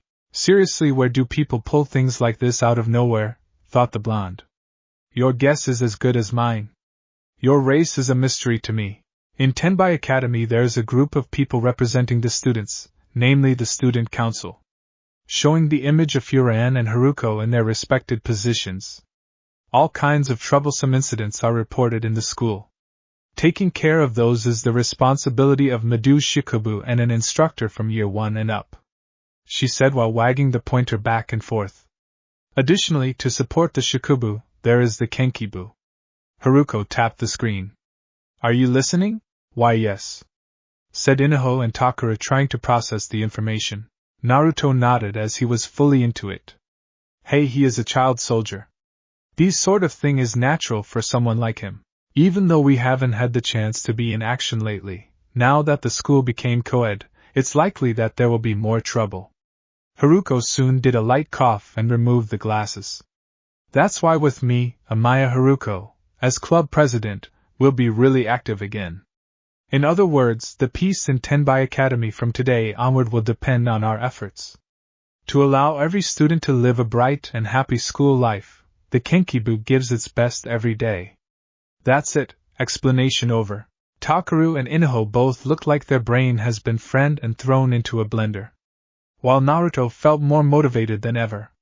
He will be able to fight and also keep the peace. That's killing two birds with one stone. Understood? Said the purplet. I understand perfectly, shouted a familiar voice. Soon the same boy that went with Takaru on their peeping appeared. You're the student council's vice president Amaya Haruko, right? I'm first-year student Yujiri Kengo, he said with a glint in his smile. Nice to meet you. The now identified Yujiri said, extending his hand. Takaru, recalling who the guy was, went over to block the guy from doing anything indecent. But it only led to him groping her left wrist. Oh boy, thought Naruto, feeling the anger coming from the girl. But he hears Kyubi laughing at the boy's action. To jump and protect her, the girl, only to become the assailant. It was comedy gold. What do you mean, be careful? Said Haruko as her anger began to be noticed. Ah no, Haruko-senpai, said an unknown female who gave Takaru a good punch to his right cheek. Let's go. I'll beat down the pervert. This came from a girl with light green eyes and short light magenta hair with a short ponytail held by a pink ribbon. She was wearing Tenbai Academy female clothing with a green scarf. Meaning she was a first year like the others minus Haruko. You're misunderstanding, Mineo-san. That was an accident. An accident, said the vice president, trying to calm down the now known Mineo. Even if it was an accident, he partially enjoyed it. Naruto thought to himself. The Kyubi nodding in agreement. An accident? Oyama Takara-san is a childhood friend of mine, and he's a first-year student, just like you. said Haruko, a childhood friend of Haruko-senpai. Mineo said. But Naruto saw a glint in her eyes, meaning she was planning something, and walked up to Takaru. Nice to meet you. I'm Minaya Yurichi. I like pasta and Haruko-senpai. The girl soon applied pressure on his hand. I hate cockroaches and idiots who wear glasses. Let's get along. And nice to meet you. The blonde looked the whole thing and raised one of his eyebrows. Is she a bit too protective of Haruko-san? Also, why do I sense such negative emotions coming from her? It appears you got my ability to sense negative emotions. Since we have decided to be partners, that ability is given to my Jinchuriki. Useful ability. I will test it here in Tenbai as a way for training. Thought Naruto as he soon focused back at the conversation. Minaya-san was a kohai of mine when I was in middle school. She's a very nice person. You should get along with her, Takura-san. Haruko said, oblivious to the negative emotion coming out of the girl. Yeah, not anytime soon. Thought the Bond shinobi, feeling bad for Takaru. Who is the blonde? Asked Minaya. He is my new friend, Uzumaki Naruto.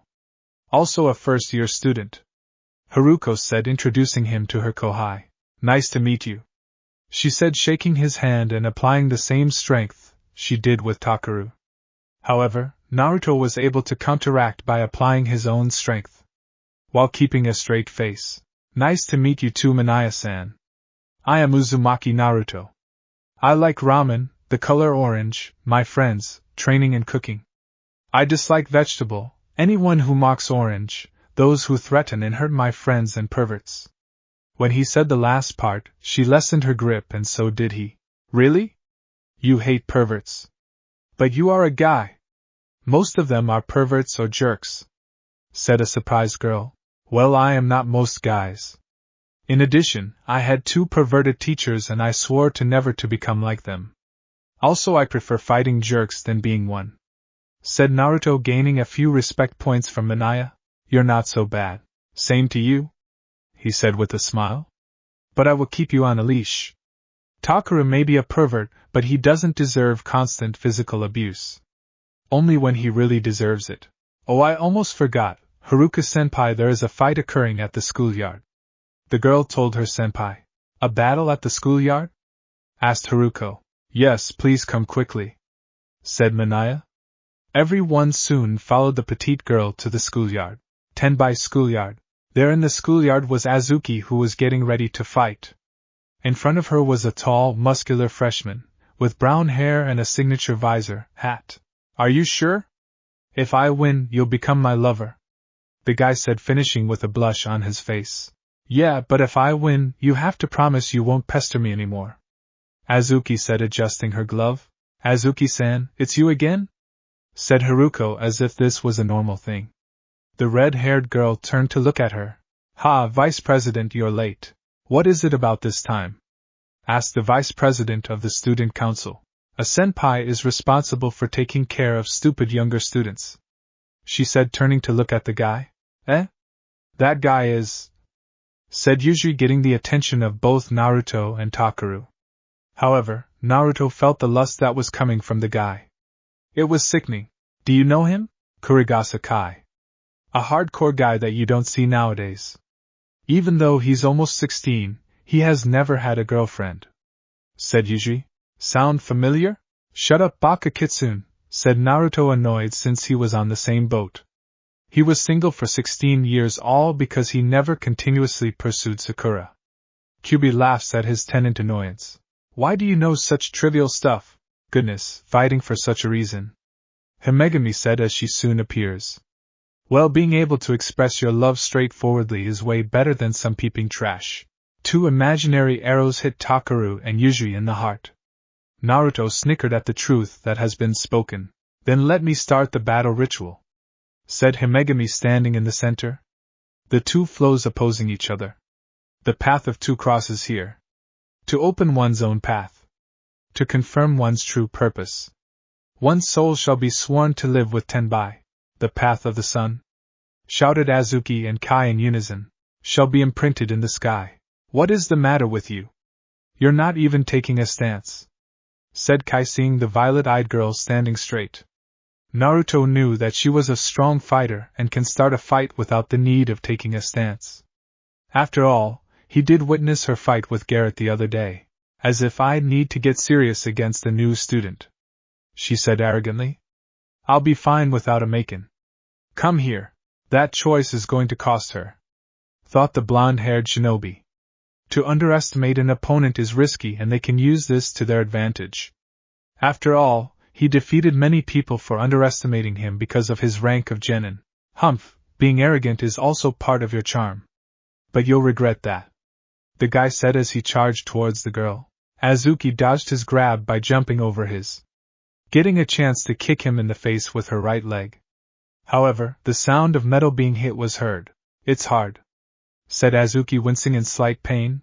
This is my Maken, hard and tenacious, Maken steel full metal, said Kai as a light hexagon shape appeared on the left side of his face.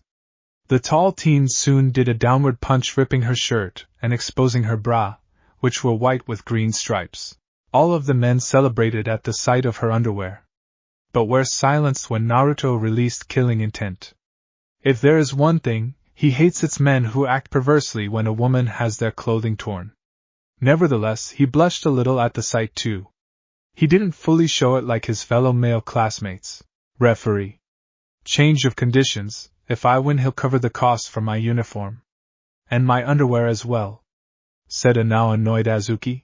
I don't mind, said Kai, with confidence in his voice. Change approved, said Himegami, agreeing to the change of conditions. Naruto stayed in his spot watching the fight, but he took a small glance towards Takeru. He saw his face disapproving of what is occurring before them. What's wrong, Takeru? You look so serious, said Yujui, bringing him out of his thought. Don't you feel anything? Said Takeru, confusing Yujui. A guy is beating on a girl. It's all right.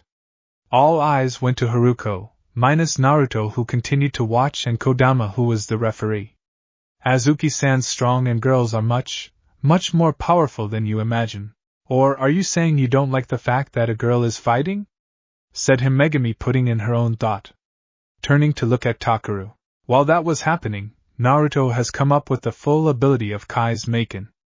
By what I am seeing, his Maken is not only has a strong defense but also increases his strength. However, the only disadvantage he has is speed. His eyes soon looked at Azuki, who counter each of Kai's attacks. Even though she's able to counter the guy, she might not last much longer. What's wrong? Is that it? Shouted Kai as he continued to throw barrages of fists, until he punches the ground. The brute pushed back his fist and, drawing a few shards from the ground and launching them at Azuki at a fast speed, as thought it's bad. St. was all Takeru said as Naruto chopped him in the back of his neck. Takeru-san / Sama. Haruko and Inoue rushed at the now unconscious boy. Haruko looked at Naruto. Why did you do that? Because the idiot was going to jump into the fight, harming himself, forgetting that he doesn't have a Maken. He let his personal morals cloud his judgment and act without thinking of the consequence, said Naruto as his eyes did not leave the fight before him. My foot, said Azuki, with him being the only one to hear it. However, an opening, shouted Kai as he was going to deliver the final punch to Azuki. It doesn't mean I can. In a burst of speed which neither Himegami and Haruko could follow, Naruto vanished. Destroy all evil, Aramenturu. His Maken appeared in his left hand from a gray light, soon using the scabbard to block the incoming attack. The sudden impact made a strong gust of air, creating a cloud of dust. What the? Said Kai as he looked down to see his fist stopped by Naruto's Maken. That's enough. Naruto soon pushes Kai's fist away and hit him in the gut with the pommel, sending a few feet away from him. Hey, what do you think you are doing? Shouted the Azuki in annoyance. You shouldn't be interfering. This match is between me and him. I don't need some guy protecting me like some damsel in distress. I know. So back off. Moreover, do not interrupt my fight, shouted Azuki in anger. He thinks I'm weak and fragile like all the other men. I will show him that I am as strong as any guy, thought the redhead. But it's not a fair fight. You have a sprained ankle. This was caused by the kick you did to him when the match began. Kai played with your arrogance, and used being a new student status to his advantage. Most likely heard it from some of the second-year girls. By doing that it allowed him to make a trap, with the result making him the victor without you truly trying. Said Naruto to her and making her realize her rookie mistake. Even Kai gave a hint of about her arrogance, but she simply thought it was to sway her. Beside, I don't think you want to be that guy's girlfriend.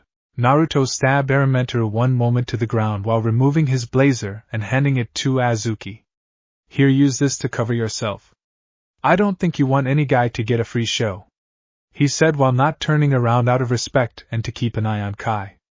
Many of the girls who had a boyfriend wished there did something like that to them at some point in their life. Azuki felt appreciated for his action. This boy, no man jumped in for her. Not about the fight was between a boy and a girl or having an ulterior motive, but because he was just being a kind person who cared for others. Thanks, she said, taking the blazer and putting it on. It felt comforting and warm having his blazer on for some reason. Referee. I want to make. She turned to look at the guy. Naruto. The girl nodded and looked at the referee. Naruto, be the one to represent me in this fight, said Azuki. I agree, said Kai with annoyance visible in his voice. His chance to get Azuki was ruined and now he was going to vent his anger on him. The twin-tailed referee nodded to the swap of opponent. Azuki turned to him and giving him a glare. I am putting my fate in your hands, so you better win. Or else I beat your ass when this is over. Naruto smiled as he removed Aramentaro from the ground. Don't worry. I plan on winning this fight. Play Bring on the Thunder by Aries. Ready? The two males nodded. Fight. Himegami shouted as Naruto rushed at a genin speed.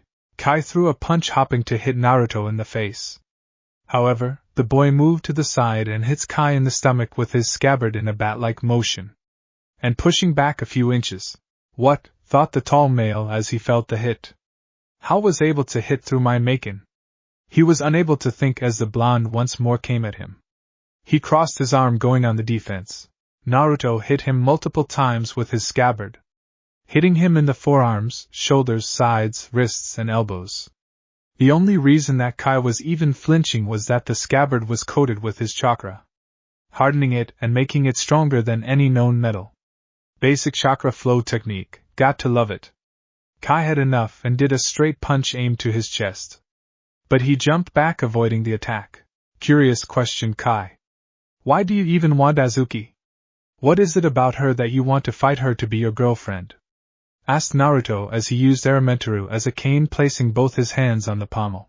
Why not? She is hot, said Kai as if the most obvious thing. That's it. Just because of her outer beauty. Do you even know what she likes, dislikes, dreams, hobbies? Something that makes her unique? Asked Naruto as he suppressed his anger. Azuki, however, listened to the blonde-haired teen in front of her. To her he was an anomaly since his behavior is different from the other males she has encountered.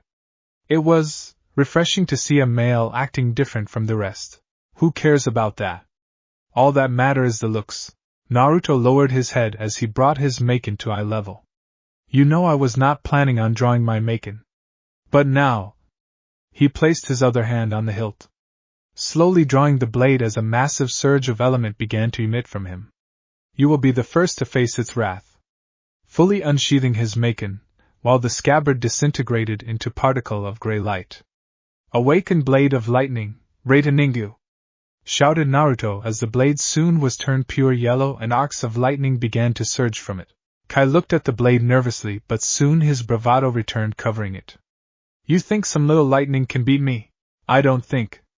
Naruto soon disappeared in a bolt of lightning to appear behind Kai. During his training with Aramentaro, he noticed that he could use two abilities on instinct. They are the ability to summon and control the element and teleportation using the element. I know. As Naruto did, a downward slash aimed towards the teen's shoulder. Kai was able to turn around and blocked it. However, the brute did not expect to be hit by 50,000 volts of electricity. The blonde shinobi continued making a barrage of slashes. Each time they were blocked, small cuts appeared on the brute, and volt of lightning coursed through his body, numbing his nerves. The students on the sidelines watched the battle with utmost wonder. The movement of Naruto's blade and the way the lighting followed was like a dangerous dance. Haruko was surprised on how Naruto has adapted to his Maken. Inoue along with Minaya were cheering for Naruto to beat the guy up. Himegami on the other hand was more interested on the Maken in his hand. It had an odd sensation of familiarity even if she has never seen it before in her life. "You little shit!" shouted the Kai as he drove a punch aimed to Naruto's head. When it hits the blonde, he was soon covered in smoke and a shattered log appeared. Naruto appearing a few feet away. "Let's finish it." Naruto raised his free hand and created a light blue orb with a light green hue that soon had lightning dancing around it. "Have a nice flight," he shouted as he rushed now stood next to Kai with the sphere heading towards the teen's stomach. Right-un, Rasengan. Overconfident of his Maken, Kai let the attack hit him. That was a horrible choice of action. When the sphere made contact, it launched the muscle-bound teen to the other side of the yard. When he reached the edge of the field, the sphere soon expanded and covered the teen in a ball of lightning, making everyone cover his or her eyes by the bright light. When the light faded, they all saw Kai on the floor unconscious. He had a few burns on his skins and a spiral mark on his stomach. Good thing I decided to use it on low power.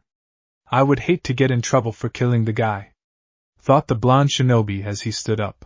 Song end. Winner Naruto, announced the lowly second year, as Inoue cheered for her friend. The bell began to ring announcing everyone to head to class. Naruto soon summons the scabbard of his Maken and sheathed it. Rest Elementary, he said in a calm voice as his Maken disappeared once more. The blonde soon turns to look at the violet-eyed girl and giving her a fox-like smile. See, I told you I will win. Azuki stared at the blonde-haired teen as a very light blush appeared on her cheeks. Yeah, you did. Oh, I guess I should give this back, Azuki said, going to hand him his blazer. However, he raised his hand, stopping her action. Hold on to it until you get another shirt. You can give it to me later, said Naruto. Azuki nodded as she adjusted the blazer. That was quite amazing. The two teens turned to look at Haruko. Even do you recently gain your Maken? You were able to use it fairly well. Naruto scratched the back of his head in embarrassment. He was not one for praises, especially if done by a girl. Thank for the compliment, Haruko-san. That was awesome, shouted Inoue as a now awake Takuru rubbed his neck. You were all like swish, and whoosh, and pow. It was awesome, said the light brown-haired girl. Naruto smiled and patted her head. I sure was, wasn't I? He said, getting a nod from the cat smile girl. Hallway. So why are you following us? Asked Takuru to Yujiri, who were following Haruko to the Kenkibu HQ, after telling what occurred during the battle. Takuru decided to join Kenkibu. He has seen that girls are strong, but wants the fight to be fair. To Naruto this was a good sign of progress. The boy will go far if he fight for what is right. Naturally, it's to join the Kenkibu. Since Himegami-senpai is a member too, the only club I'll join is this one, said Yujiri, looking at the door to their new clubroom, to ensure that Tenbai Academy's battles are fair. For that I'm going to join the Kenkibu, Takuru said, having a serious expression. He soon felt someone place a hand on his shoulder to see it belonged to a certain blue-eyed shinobi. And we will, all of us, together, said Naruto, supporting Takuru with his goal. Haruko and Inoue nodded in agreement to also help him. The shinobi soon knocked on the door to the clubroom. Excuse me? I'm a first-year student, Uzumaki Naruto, said Naruto. I'm surprised that we have 4 new members this year, said a short purple-haired girl with hair antenna and bang on the side. Her eyes were shut and doing a similar eye smile that Kakashi does to change the subject. She had purple color in her uniform, meaning the sign of a third-year student. Behind her Furan, who looked nervous. I'm glad that it'll become lively from now on. Welcome, Furan said in a shy manner. Naruto found this cute. Now then, to deepen the bonds of our new members, even though it's a little sudden, we'll hold an exchange meeting, said the purple-haired girl in a joyful manner. The self-introduction of the members will take place there. Let's get along. Amanohara Hot Spring.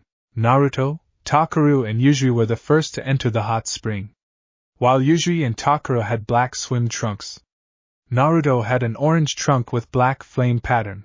Wow, this is truly great, said Yuzui. I haven't been to a hot spring in a long time. It will feel nice relaxing one again, said the blonde, stretching a little. Yeah, not only is it large, but the decoration is stylish as well. For such a place to exist at the foot of the spirit mountain Amanohara, unbelievable, said Takuru, looking at the place before him. But why are new members of the Maken-Ki welcomed at a hot spring? Who know? Said Yuzui, judging by his grin, recalling the memory of the I Smile girl. But isn't it fine? This time we can enjoy the girls in swimsuits without the need of a pretext, Yuzui said in a sagely way. True, said Takuru, my comrade. Yo, said the two guys as they hit the back of their palm. Sigh, why is it that every time I become friends to a guy, they turn out to be perverts? Asked Naruto to himself. But aren't you also exited? We get to see different girls in bathing suits, protested Yuzui. Yeah, that is true. But I am not someone who think with their second head or hormones. I can admire a girl beauty, yes, but I don't undress them with my eyes like you, Naruto said, making Yuzui gain a bit of flames in his eyes. I bet you are a pervert, but prefer to hide it out of shame. Whatever lets you sleep at night? Naruto shrugged. The door behind them soon opened. Sorry to make you wait, said Inoho, getting their attention. She was wearing a pink bathing suit with pink skirt bottom. Ah, what a wide bath. Beside her was Azuki, who had a blue bikini with red outline. The view here is very nice as well. Her eyes soon spotted Naruto and blushed. His body was well developed, not overly muscular or slender, but a perfect enough to match that of a swimmer. A well-chiseled chest and a six-pack that was present. Wow, he looks good. Wait, did I just... Oh, by Kamisake. I only met him for maybe a few minutes and I got a crush on him.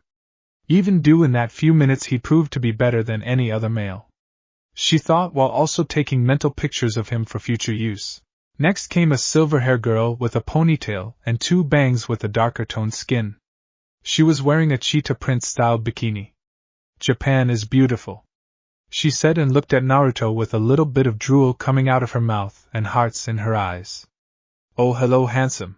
Yeah, really? Said the two hormonal teenage boys with a very joyful expression. That is, until Naruto hit them on the head to bring them back to reality. Down, boys. Well, at least one of you know how to behave. The three males turned to look at Kodama, who had a black elegant one-piece swimsuit. Her hair was down, which reached her waist. The other two's filthy eyeballs are glowing without a reason. Do you want me to clean them a little? She said as sparks of lighting emitted from her fingers. We didn't look, shouted the perverted duo. I call bullshit, thought the blonde shinobi. Agreed, said the Kyuubi. Haruko soon appeared with a white bikini with purple straps. Behind her was a short black-haired girl with a bang covering her left eye, wearing a black one-piece swimsuit. The petite girl's light purple eyes soon sees Naruto. She gains a noticeable blush on her face. WL. Seriously, don't stare at me, said Haruko to Takuru. Why yes, why you too? All eyes turned towards Furan, who was blushing and looking nervous. She had a blue and red striped bikini. She also let her hair down and kept the bun. The girl beside her, who introduced them in the Maken-Ki room, opened her eyes, revealing them to be brown, and wearing a plaid bikini with yellow, green and white lines. How shameless! Takuru and Yuzui thought about it before looking down at their trunks, noticing how they were having a dent in their swim trunks. The two laughed nervously before being hit in the head by wooden buckets and sent into the water. That's why I said that I didn't want to enter the bath with boys, Furan shouted, expressing her dislike of what she saw. Yuka soon responded to her friend's cry. Calm down, this is an exchange meeting we're holding to deepen the bonds with our new members. Furan calms down and soon looked at Naruto. And how are you not like them? Simple, I have stronger control over my libido than Perv 1 and Perv 2. Also I am more well-mannered, Furan-chan, said Naruto, getting a very, very faint blush from Furan. At least there is some decent men in the world, she said. However, she was wondering why his word made her feel so safe. Now then, although it's a little bold, I, the bookkeeper of the student council, Amado Yuka, will introduce the student council along with the Medu Shikubu and Kenkibu members, said Yuka. So she is Sensei's little sister, thought Naruto, now seeing the similarities, physical tics, such as their eye smile and putting their hands together. First off, this is our student council's president, Takaki Furan-san. Yuka pointed out towards Furan. Nice to meet you, she said, adjusting her glasses. The vice president, Amaya Haruko-san, now introducing Haruko. Nice to meet you. For the secretary, Sada Kimi-san, introducing a girl who was hiding behind a manga book. Pleased to meet you, she said in a low voice, soon hiding her face from showing the blush she gained when looking at Naruto. The Medu Shikubi's Minaya Yuruchi-san, pointing at the girl from this morning. Nice to meet you, Uyama Takara-san, Uzumaki Naruto-san, she said with a forced smile towards Takaru and genuine one for Naruto. In the same club, second-year student, Shinatsu Azuki-san, now introducing Azuki. I'll be sure to train you properly, she said, doing a wink. Naruto finding her pose rather attracting. A second-year member of the Kenkibu, Akaza Cha-Cha-sen, now giving the name to the silver-haired girl. Pleasure to meet you, she said with a smile. And hope to get to know you even more, Whisker-kun, she thought to herself. The same, Himegami Kodama-san, introducing the blonde loli. But all they got was a very Uchiha-like HN response. The Kenkibu new members, she said as a way for them to introduce themselves. Yes, I'm a first-year, Kushiya Inaho, said the exited light-colored brunette. Nice to meet you. Soon bringing up her hands and doing paw-like motion. I'm a first-year, Ryuma Takaru, he said nervously. Oh, let's get along. Also a first-year, I'm Yujiri Kengo. Soon doing a good guy pose. Let's get along from now on. First year as well, Uzumaki Naruto. He did a fox-like smile. Nice to meet you all. He did not notice how Azuki, Cha-Cha, Kimi and Furan, if only a little blushing. Finally, the advising teacher this year will be. Soon a familiar female appeared wearing a very exotic white swimsuit that could expose her fipples by one wrong movement. By Kami! Naruto blushed at the sight before him, while suppressing his lustful urges that were rising. I'm Nija Aki, nice to meet everyone, she said with a smile. Now I can get the upper hand against Minori, thought the woman as her eyes soon looked at Naruto. And like the other four girls blushed at the sight, he defiantly fell in the category of Adonis. Oh, I'm going to enjoy this. Takaru and Yujiri were radiating lust that could possibly blow up a planet, as Naruto was going to do something about it. Haruko grabbed Takaru's ear, pulling him out of dreamland, in addition making Yujiri calm down out of fear. Everyone, please think of us from the student council, Medu Shikubu and Kenkibu as part of the Medu Kenkei Keku. Although our functions are not entirely the same, from a personal viewpoint we are all partners. With that said, Yuka said. Soon Cha-Cha brought a large red shuriken and threw it towards a golden ball, but it missed. The blade went up into the air and was heading towards Takaru, Yujiri, and Naruto.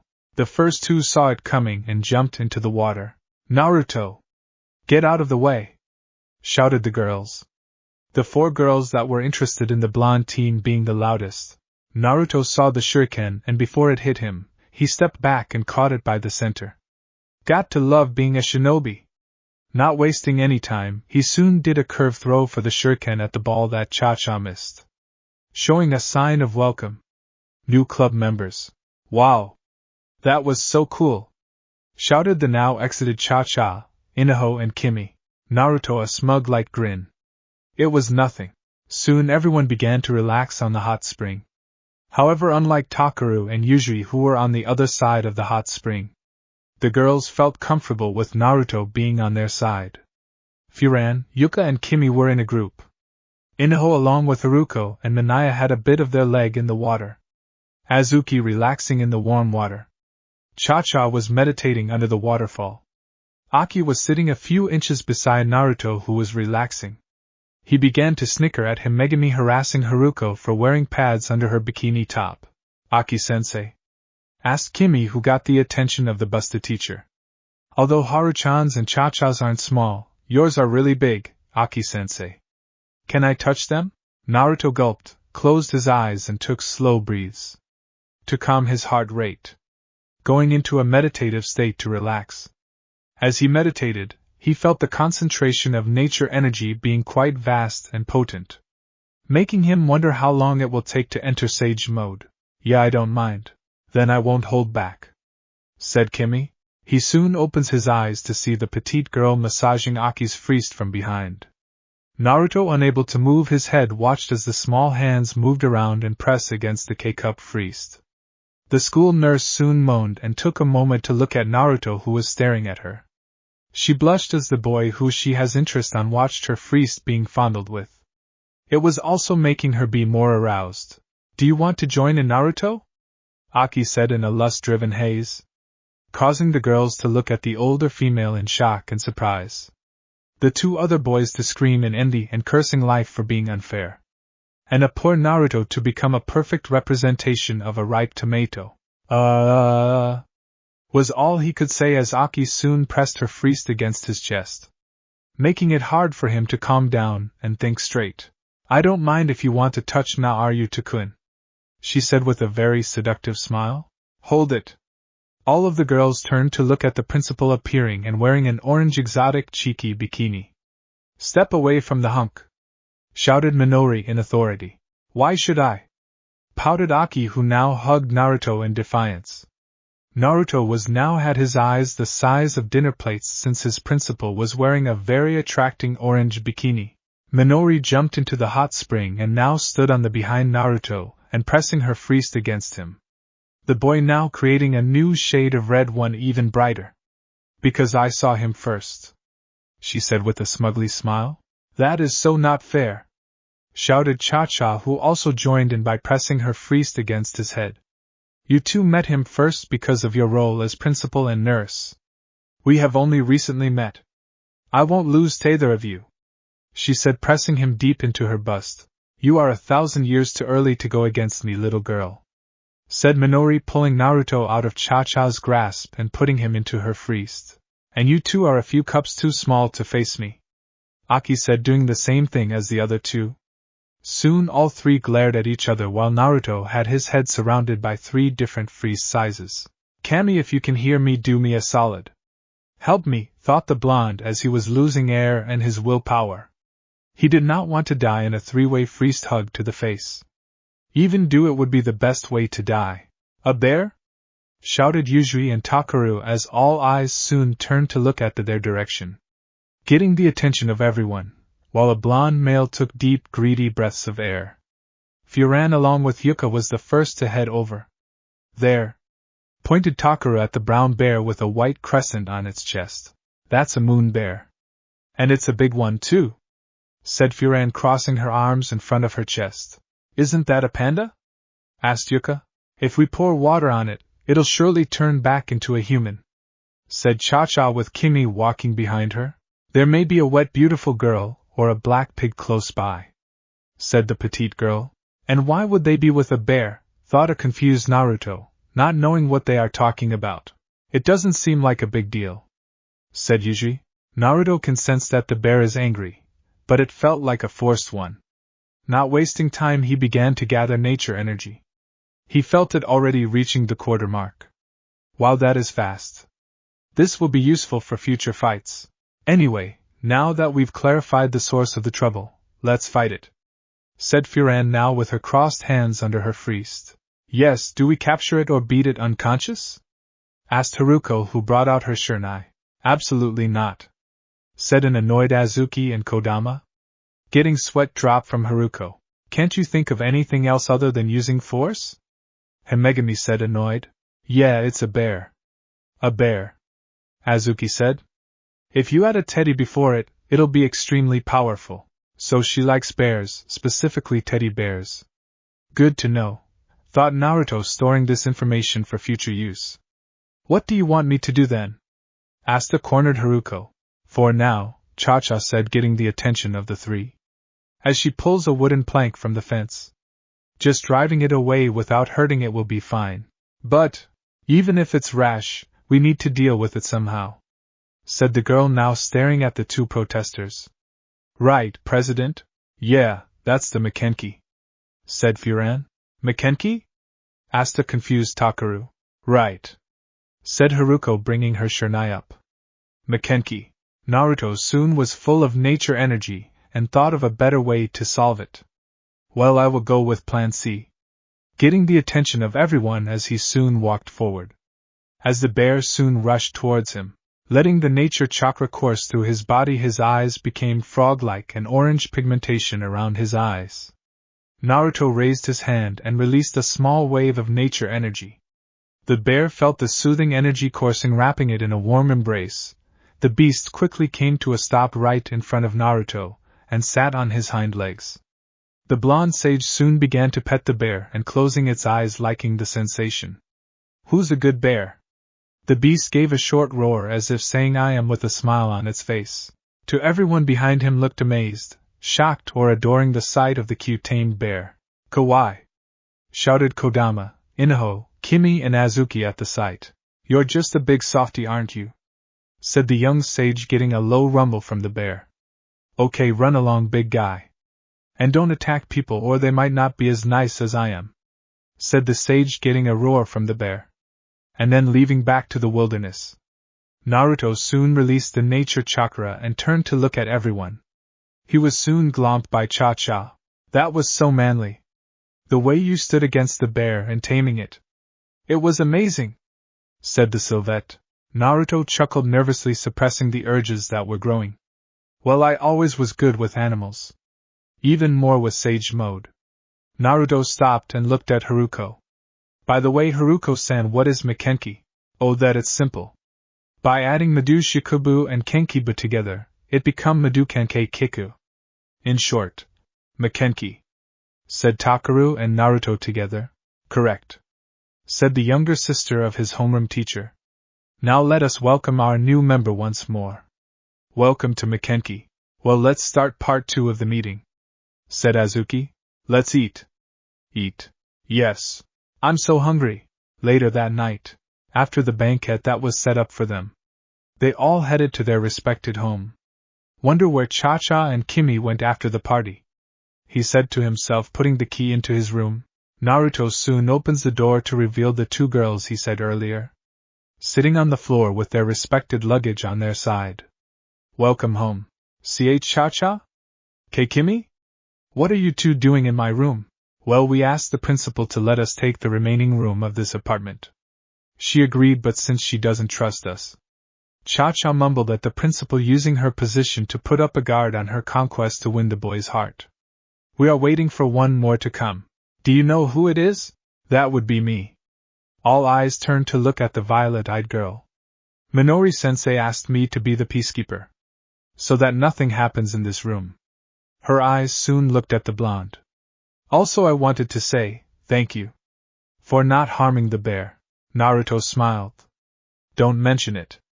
I heard your protest, so I decided to use an approach that would make everyone happy. Azuki blushed at that the guy did it again. While everyone was ready to give the bear a beating or a slight form of harm, he acted on pleasing her and the others. Naruto, you are too kind for your own good. Oh, I almost forgot. She pulled out his blazer and handed it to him. This is your. Thanks for letting me borrow it.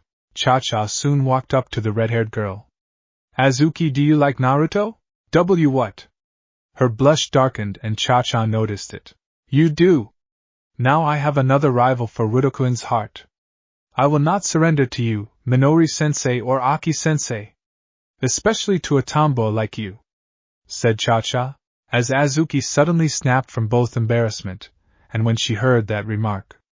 Oh, you are dead! Soon the two girls engaged in a fight, forming a cloud of dust with them appearing out of it every so often. Naruto stood beside Kimi, who watched the event with a sweat drop.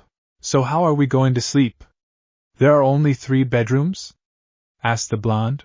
Kimi, feeling a bit brave, spoke. Well, you can sleep with me.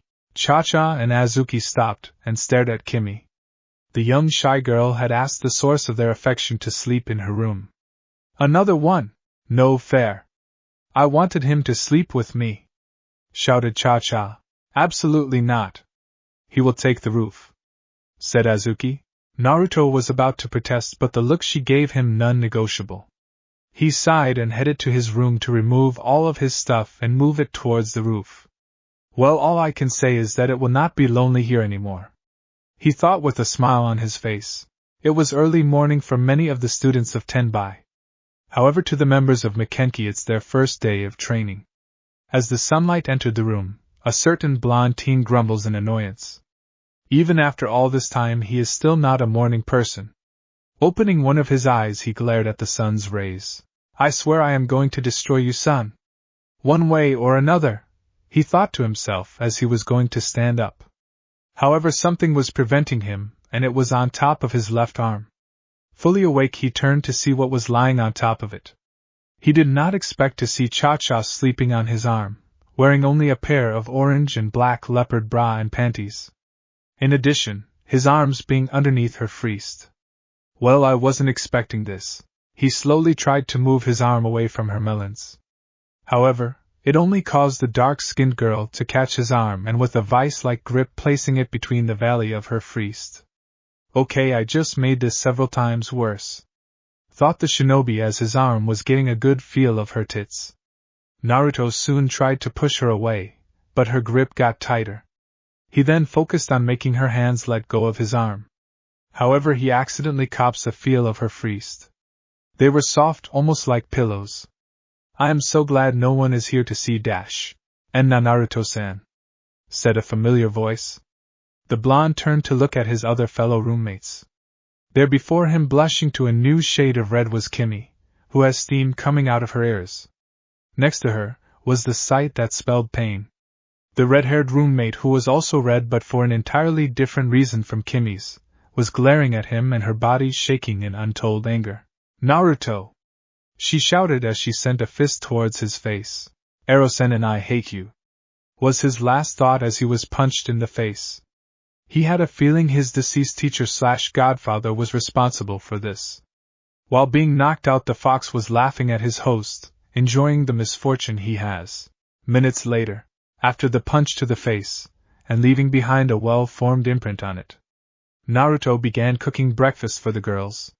He decided to make some pancakes, omelets with cheese combined with tomato, and slice of ham topped with basil, strips of bacon caramelized with brown sugar, fruit salad, and for drink being either orange juice or milk. I didn't know you could cook, Naruto, said Cha-Cha as she is now fully dressed. She and Azuki had a bit of an argument while he was unconscious. However, the redhead stuttered when Cha-Cha brought up of her being jealous on not being in her position. Azuki denied the accusation, but the smidge of red on her face did not help her notion. Yeah, I learned to do this when I was 8 years old. I improved by many trial and errors, the blonde said, finishing the last pancake and bringing it to the table. He did not need to mention that he also had to cook for himself when Ero-sen was out doing research. Didn't your parents cook for you? Asked Azuki, still a bit mad about finding the blonde in such position with a fellow roommate. My parents died when I was born, he said, putting the last plate on the table. Kimi and Cha-Cha felt bad for him being alone at such a young age, while Azuki felt worse for making him recall the loss of his parents. All three had parents growing up to mold them to what they are. He never had one to begin with. I'm sorry. You didn't know, Azuki, so there is nothing to say sorry for. Besides, they died protecting me. At least I knew that they loved me, he said with a smile and trying to cheer her up. Cha-Cha felt the tension in the air. Not wanting to breathe it in any more, she decided to change the subject. Come on, we have to eat, so we can have Maken-Ki's new recruit's first training drill, she said. Taking what she wanted to eat, she drizzled syrup to the pancake and took a bite. Her eyes shot open, then closed, releasing a low-volume moan. So good. Azuki and Kimi saw this, and they took a bite of their respected meal. The result was the same. It was like eating a 5-star food but with the appearance of your average everyday food. WL, said Kimi, blushing at having tasted the omelet. This is delicious. Azuki said, taking a bite of the bacon. Naruto smiled at their reactions. It felt nice being complimented in his cooking skills. 10 by schoolyard. We now find the members of Maken-Ki running around the schoolyard. The girls had white shirt with either red or green lining and sport bloomers. The males had white shirt with green lining and white shorts. Naruto's, however, had some orange lining on his. They were currently on their 30th lap of their 50 laps around the school. Naruto and Inoue were the only one to be able to keep up with Azuki. Takaru and Kengo were far behind and having trouble to breath. "Hey, pick up the pace!" shouted the violet-eyed girl, turning to look at the other 2 males of their group. "You call yourself a man? Even if you say that. Why is the first club activity of the Maken-Ki is to run 50 laps around the schoolyard?" asked Kengo, who along with Takaru were pushing their bodies beyond their normal limits. "Physical activities should be everyday business for the Maken-Ki. Basic physical strength is necessary," responded the older member of their club. "Well, they aren't trained for these things like us, Azuki-chan," said Naruto, who had small sweat in his brow. "The only reason he does is cause of the seals on his body was on. If he did not have them, these laps would have been finished ages ago. But it also shows them how much they need to improve. Don't give up, Takaru-sama," said Inoue with a smile on her face. "That may be true, but this is not basic level anymore," said Takaru. The 2 boys soon heard something coming at them. They turned to see a red shuriken passing through. The shuriken continued its flight until Naruto caught it, and sending it back to his ebony-skinned roommate. And the 2 boys having to dodge it again to not take their heads. The girl jumped in the air and caught the flying projectile with a smile on her face, and continued running behind the boys. "Good, Takaru, Kengo. Hurry up or you'll get hit," she said with such innocence as she throws the shuriken into the air. However, when it soon lands on the ground, it continued to spin and chased after the perverted duo. "Not a method I would have used. But it works," said Naruto, looking at his fellow male Maken-Ki members. "What would you have done?" asked Azuki, not slowing down to talk to the blonde teen. "Use their perverted nature for better use. Example, give them some kind prize for their hard work. Like a magazine or photo from the internet to be their motivator," said Naruto. It was like doing the reverse method he used to get his perverted teacher to train him. "That is actually quite brilliant," said the red-haired fighter. She has noticed how the 2 boys were perverts by how they reacted during the hot spring. So by using their lust as a reason to improve, it would make them push themselves. Naruto smiled at that. He has never gained such a nice praise from anybody before. Unless those were from his teachers, never by his fellow classmates or teammates. Kenkiba/Maken-Ki Club Room. This may sound like a review of the school lesson, but the so-called Maken are special weapons, each with their own element, said Furan, standing in front of the board with details of what they would see in class. Takaru and Kengo were trying to stay awake, but their tired bodies were making it difficult to concentrate. While their fellow male was interested in the tools known as Maken. These tools were like a medium for a person's energy to flow out, similar to chakra flow when letting it course through a weapon.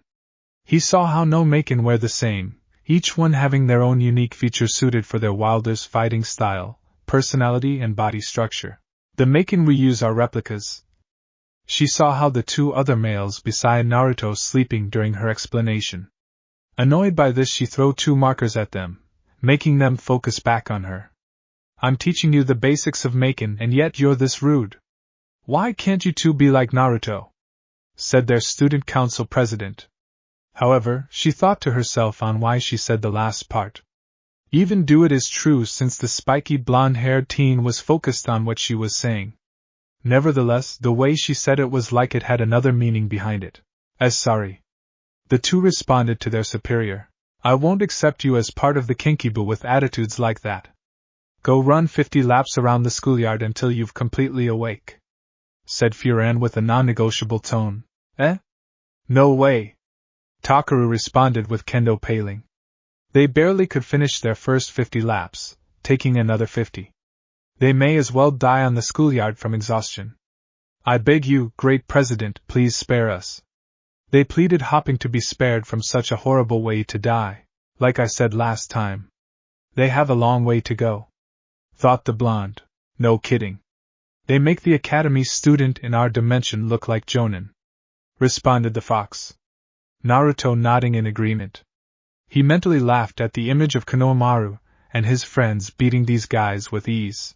I don't care, said the president, turning to not look at their direction. Yuka soon clapped her hands at an idea popping to her head. In that case, I have another way to clear your heads, said the bookkeeper of the student council. I don't like where this is going, Naruto said to himself. He saw Yuka move behind the presidents with her hand going towards her skirt. Shit! He recalled how embarrassed Furan was when her underwear was exposed the first time they met. Not wanting for her to feel that again, he acted fast. Here. Furan turned to look at what her friend did, only to see that she lifted up her skirts to reveal her kitty print panties. Naya, New York smash smash. The sound of something being slammed onto the table echoed in the room. The student council president and bookkeeper looked to see Takaru and Kengo with their heads slammed into the table, while Naruto was whistling innocently as he looked at another direction. It's a cat, said and exited Inaho. Naruto mentally nodded since he caught a glimpse of her underwear. Again, Furan looked at Naruto. She guessed that he was the one to slam the two into unconsciousness. Therefore, she will let it slide, for he did a favor to her. The orange-haired female then focused on her friend. What were you thinking? I thought it was a good way to wake those two up. However, Naruto-san just made them go to sleep, said Yuka. I didn't do anything. They must have fainted at having a perverted overload, replied the blonde with a very plausible excuse. Furan sighed at the excuse he said, but if looked closely there was a faint smile appearing on her lips. Well, wake those two up. They need to learn this, she ordered him. Hi, Naruto said, looking at the two. I will take a page out of Himegami's book, thought Naruto as his hands soon were conducting blue electricity. He was grateful for the fox eavesdropping on his mother when she was a Jonin sensei. Her unique idea of elemental training are quite ingenious and unorthodox. Using candles to control the heat of the flame, using any source of water to control its movements, hardening a rock to break a kunai or soften to survive a jump from the roof of a building, using the wind on a target to control its sharpness, and finally focusing electricity into a light bulb to control its potency. Wake up, pervs! When his hands touched them, the two shouted in pain of being slightly electrocuted. The two boys, now fully awake with their hairs turned into afros. They also twitched every so often. Well, that is one way to wake them up, said Furan with a smile on her face. Yuka giggled in agreement. Inaho, out of curiosity, touched Takaru's hair and yipped from the electric current zapping her, putting said finger in her mouth to cool the small burn. 10 by Academy Dojo. A strong mind is stored within a strong body. The opposite can be the same, said Himegami as she is now training them in meditation. Especially since 2 of 3 boys think way too much about other things, she said, implying to Takaru and Kengo. The green-eyed girl watched as Naruto was meditating. Soon a stray image appeared in her mind, which was Naruto in his swim trunks covered in water and showing off his well-muscled body. The twin-tailed blonde shook her head, pushing the image away. What is wrong with me?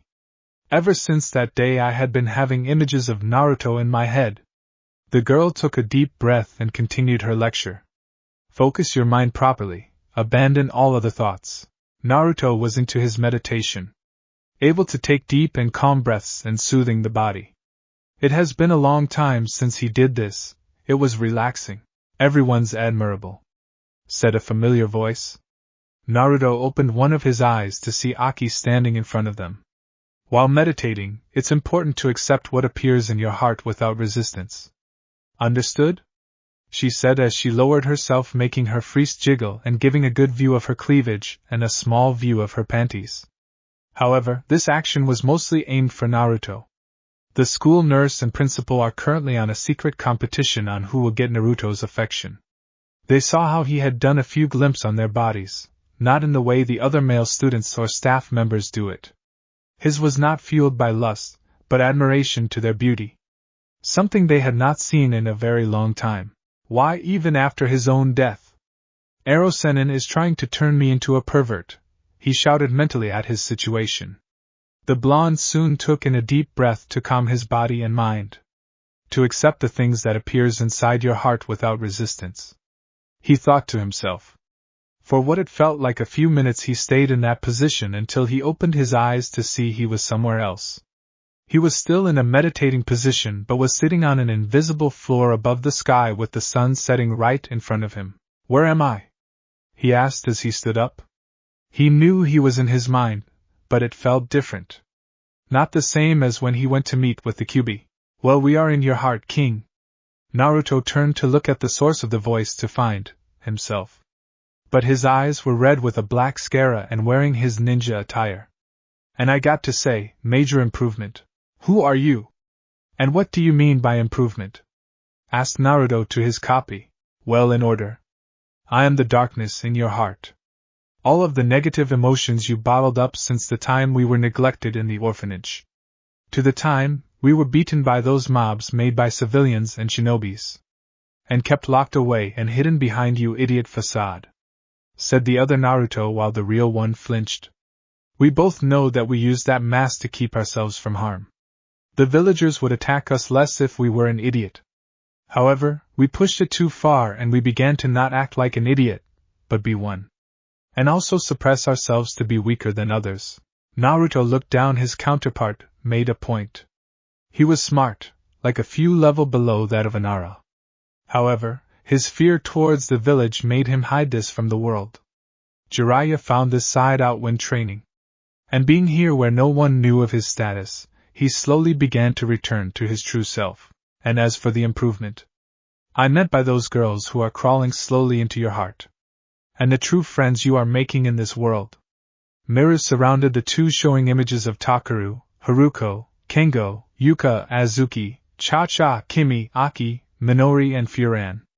They are slowly without you knowing healing some of the wounds that the village has done to us. So this is what is inside me that I have to accept. The anger and pain of my past.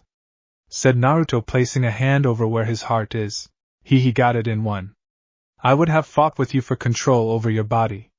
But with how you are going I don't feel like doing it. So I will accept you as my king. But... The red-eyed Naruto walked up to Naruto with a glare. If you grow weak I will take over. Yet keep dreaming. Naruto responded with a smirk. The two smiled as they fist bumped. The eyes of the dark Naruto began to turn blue, and his scara back to white. The two were soon enveloped in a white light blinding them. Naruto soon opened his eyes feeling lighter and better. Then he turned to see two orbs in front of his fellow male colleagues. He was granted with the sight of Takara being electrocuted, while Kengo was burned. You're not abandoning them at all, shouted Himegami. Why can they be like Naruto-kun? Wait, kun, the girl shouted mentally, not showing her reaction to it. Naruto's sweat dropped at her shouting the two perverts. Good luck with that. If he couldn't do that with a super pervert of a sensei. There is no way she could with these two. 10 by dormitory, after a long day of training. Azuki, Cha-Cha, Kimi and Naruto were in their room eating some homemade pizza. The blonde Jinchuriki has learned many new dishes from other parts of the world thanks to his shadow clones. Therefore, he decided to make a homemade marinara sauce with 4 cheese, pepperoni and basil. And garlic butter with seasoning on the crust. And a marinara dip for the crust if they wanted it. This is so good, said the ebony-skinned girl. She has tasted many different pizzas before. But the way the cheese slowly melted in her mouth along with the taste of marinara was divine. Thanks, I never really tried doing this before. I thought it would turn out bad. But guess I was wrong, said Naruto taking a bite. He still loved ramen, but this was a close second. Then thought of what tomorrow was. Hey, what are you girl doing tomorrow? I have some things to do in town. But I will be back by dinner, said Azuki, not giving much information to what she is going to do. Well, me and Kimi are going to watch an anime marathon, said Cha-Cha excitedly along with Kimi. Anime? What is that? Asked Naruto. However, Redhead groaned at what was about to occur. What? You do not know what anime is? What about manga? Asked Kimi, who was shocked at what she has heard. Naruto shakes his head in never hearing such things. Her face paled a little on the revelation of such blasphemy. She soon disappeared from the table later to bring some books. Handing one to Naruto to read, and by the look in her eyes she will not accept a no as an answer. Anime and manga are both creation of art and literature.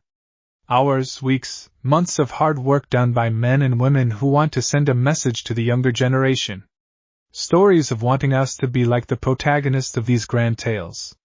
To be heroes who defend the weak, martial artist who uses their fighting style for good, even magician who uses their power for the betterment of mankind. And showing that hard work, friendship and determination is how you gain true strength, said Kimi as a fire was burning in her eyes, showing the passion she has towards the subject. Anime and manga are a way of life, one that all humankind should uphold and respect. For without anime and manga the world will fall into total chaos. And these glorious stories will never be able to shine us in our path to righteousness, truth and justice, said Kimi, who at the end began to breathe heavily.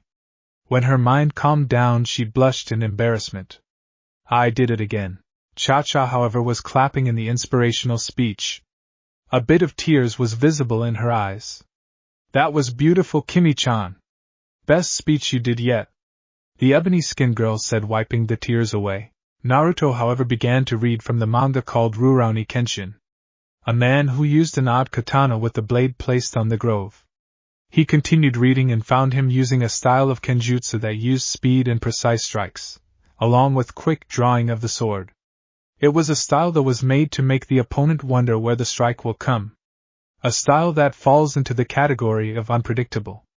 Kurama, I think I found the perfect sword style for myself and my Maken, thought the blonde shinobi. Kurama looked through his memories at what he saw. The sword style looked similar to that of Batojutsu. If this Kenshin was using a normal katana, all those attacks he did would have been in instant kills.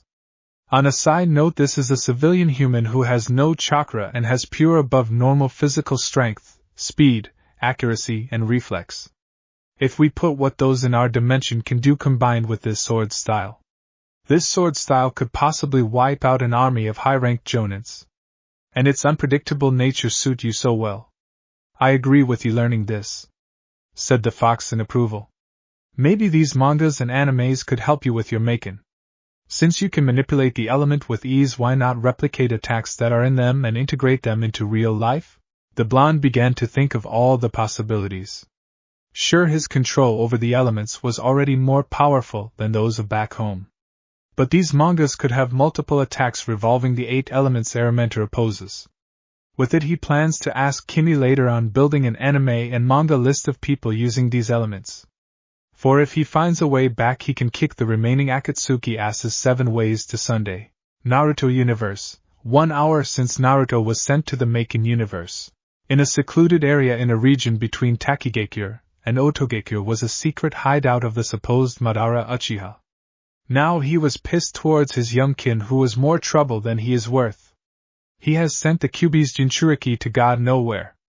Now there was a major damper in his plan. Thankfully Zetsu has told him of some rifts appearing randomly around the elemental nation. Some of it was in the sky, near the ground, within caves and even in the water. In addition, never reappearing in the same place twice. And only giving a 3-minute window of being opened before it vanishes from that area.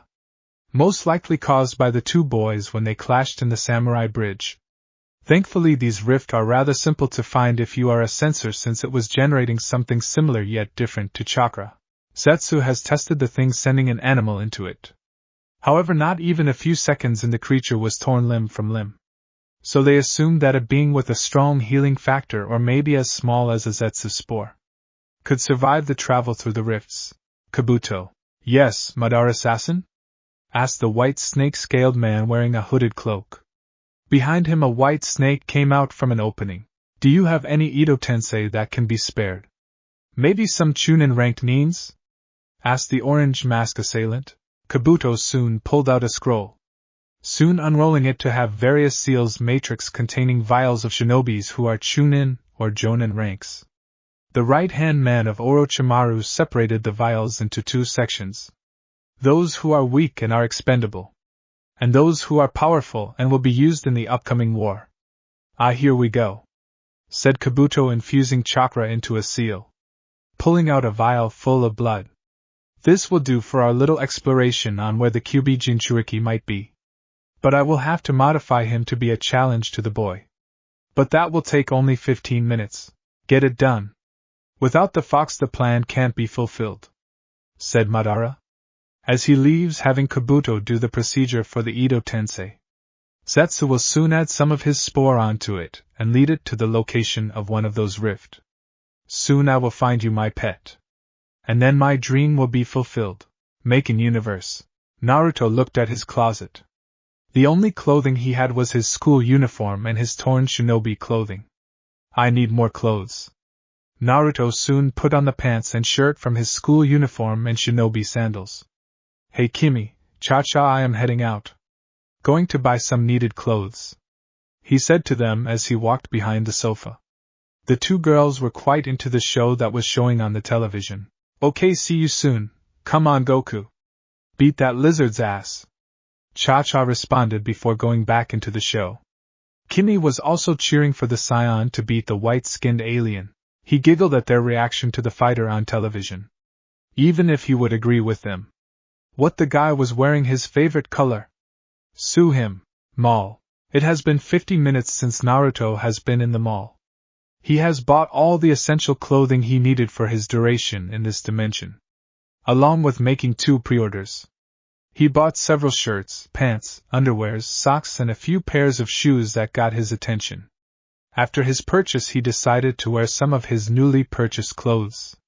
He now wore orange hoodie over a gray t-shirt with a crimson tribal fox head, a pair of blue jeans and a black with orange lining sneakers. Naruto then sealed most of his purchased clothes and school uniform in a storage seal he has on his arm, only staying with 2 bags full of shirts and pants. Okay, I had purchased everything I need. It's nice to purchase something at the real price for once, he said with a smile. Soon his stomach rumbled. Well, let's try out one of these restaurants, he said, walking towards what looks like a maid cafe. Let's try this place out, huh? Naruto says, seeing Takaru and Himegami. Takaru was wearing a yellow shirt with black sleeves, gray pants, and blue sneakers. He was also carrying numerous bags that Himegami bought, while Himegami was wearing a black dress with red-pink corset and ribbons, a black headband with white frills and her signature green beads on her twin tails, black socks with red-pink frills, and black shoes. Naruto can say that it suited her very well. Naruto also felt 3 familiar presents, and one that was above them. Expanding his sensory range, he felt Haruko, Inaho, and Kengo were not too far away from where they were. However, the guy above was different, for he was leaking negative emotions. Those 3 are 1,000 years too early to sneak up on me. Kurama, can you keep an eye on that guy above us? Let me know when he tries to attack, he thought as, earning a grunt from the fox, Naruto soon called the 2 out with a joyful smile. Hey Takaru-san, Himegami-chan, they looked at his direction. Hey Naruto, responded Takaru. Good afternoon, Naruto, Himegami said with a small smile. So what you 2 doing at the mall? Also, you look great today, Himegami-chan, he said with a smile while his eyes are closed. He also didn't see the blush on her face. I am punishing the idiot here for peeking, so he has to carry all the bags that I have purchased, said the twin-tail girl. Why did I stutter? How can his simple compliment affect me so much? Naruto nodded in understanding. Good strict punishment. It also works to help build up his strength and endurance. I approve, he said with a mischievous smile. The girl responded with the same smile, while Takaru cried at his friend not going to help him take some bags off. So are you 2 going here to eat? Yes, we are. So, would you like to join us? Himegami asked shyly. I would love to, since it would be weird eating at a place by myself. Also, I am paying for my food, this is non-negotiable, he said with the 2 nodding. They then went inside with the 2. Welcome back, mistress and masters, said 2 girls greeting him at the front door, both of them wearing some maid uniforms. This is, said Takara looking at the 2 who greeted them, a maid cafe, don't you know? Himegami responded with her arms crossed. I've heard of them. The glasses-wearing boy responded. Is Midoriya free? Yes, mistress. The blonde girl asked, gaining a response. The three soon were given a booth. Naruto sat on the outside besides Himegami. Both were reading from the menu, while Takaru sat by himself with the purchased bags on the inside of the booth. Naruto lowered his menu and looked around the restaurant. Since he only has ever been inside the Ichiraku ramen stand. This place is nice, said the blonde shinobi with a smile. He also looked around to see a few people in the store. I wonder why there aren't that many people here. It's because there aren't many people here in this town. And because of this place, responded Himegami to her fellow blonde. However, she was soon interrupted. Mistress, masters, said a familiar voice. Naruto turned to look at the source and had a light blush due to the sight. Welcome back to Mansion Macaron. Today I, the maid Azuki-chan? Naruto interrupted his roommate's introduction. His eyes was focused on what she is wearing. It was a black maid uniform, with pink frill apron that was open where her free star, a red bow with a gold jewelry with an orange gem inside it, and light purple thigh-high socks. Naruto! She shouted in shock, letting her tray fall to the floor. What are you doing here? Azuki shouted, getting close to his face. The short red-haired girls looked at Himegami, who sat beside him. You!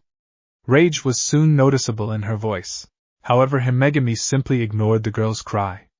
I'll take the usual love carbonara. A hand-painted love omelette rice for Takaru. And she turned to look at Naruto to make his order. Oh, and I will take the love chicken miso ramen, the shinobi said. Azuki wrote the orders before she got back to glaring at the lowly. What is the meaning of this, Himegami? She looked to her left with rage and right with embarrassment. Why did you bring them here? Oh? Is it all right to talk to your master like that, Azukin? Himegami said, finishing with a smug at Azuki. She know how to push the right buttons. Naruto thought, impressed by his fellow blonde's skill to get into his roommate's skin. While Kurama snickered at the whole scene. I understand, she said while suppressing her rage to beat Takaru and shout at Himegami. Naruto she can forgive since he was most likely dragged to the restaurant. I'll bring you the food immediately, she said, folding the pan. Takaru quivered at the sight of the enraged girl, while Naruto was impressed by her show of strength. And Himegami just smiled at her work. Please enjoy yourselves. There aren't that many customers in the shopping mall for some reason, asked Takaru after he got out of his fright. Like I was saying earlier, there aren't many people in Tenbai to begin with, she said, and then looked behind Takaru. Also, look at the manager. Both boys looked at the person she was staring at.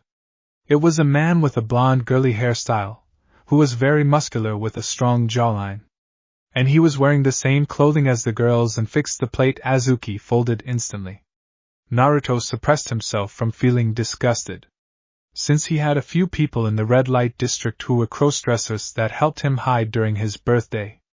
As a form of thanks, he helped them out by teaching them Oroku no Jutsu, a true transformation jutsu that turned them into a real girl. This allowed them to increase their business by 80%. I heard there are a lot of scared customers. She continued her explanation. I see, Takaru said, a bit scared of the manager. Sorry to have you wait, said Azuki, placing each of their order before them. Takaru had an omelette with green peas on top of it, while Himegami had a pasta dish, which she was eating happily. And Naruto had his ramen dish. He had small tears on how it could rival the Ichiraku's in flavor. The glasses-wearing teen said, catching the attention of the waitress/maid and Himegami. The blonde gothic lowly asked what was wrong. I don't really like green peas, he said disapprovingly. Naruto mentally sighed since he used to be in the same book. It was thanks to Jiraiya that he began to eat vegetables. Hey, being told that not eating it would keep you short, you would start eating that stuff every day. Master, Himegami and Takaru both looked up at the red-haired girl. If you're too picky about food, Azuki said, opening a bottle of ketchup. She soon began to write on the omelette with the tomato paste. It'll turn like this. Please eat it all up. Naruto opened his eyes to see the kanji for death on the omelet's surface. Please let me eat it, the boy said in tears with fear very noticeable in his voice. Azuki hemphed and turned to look away from him.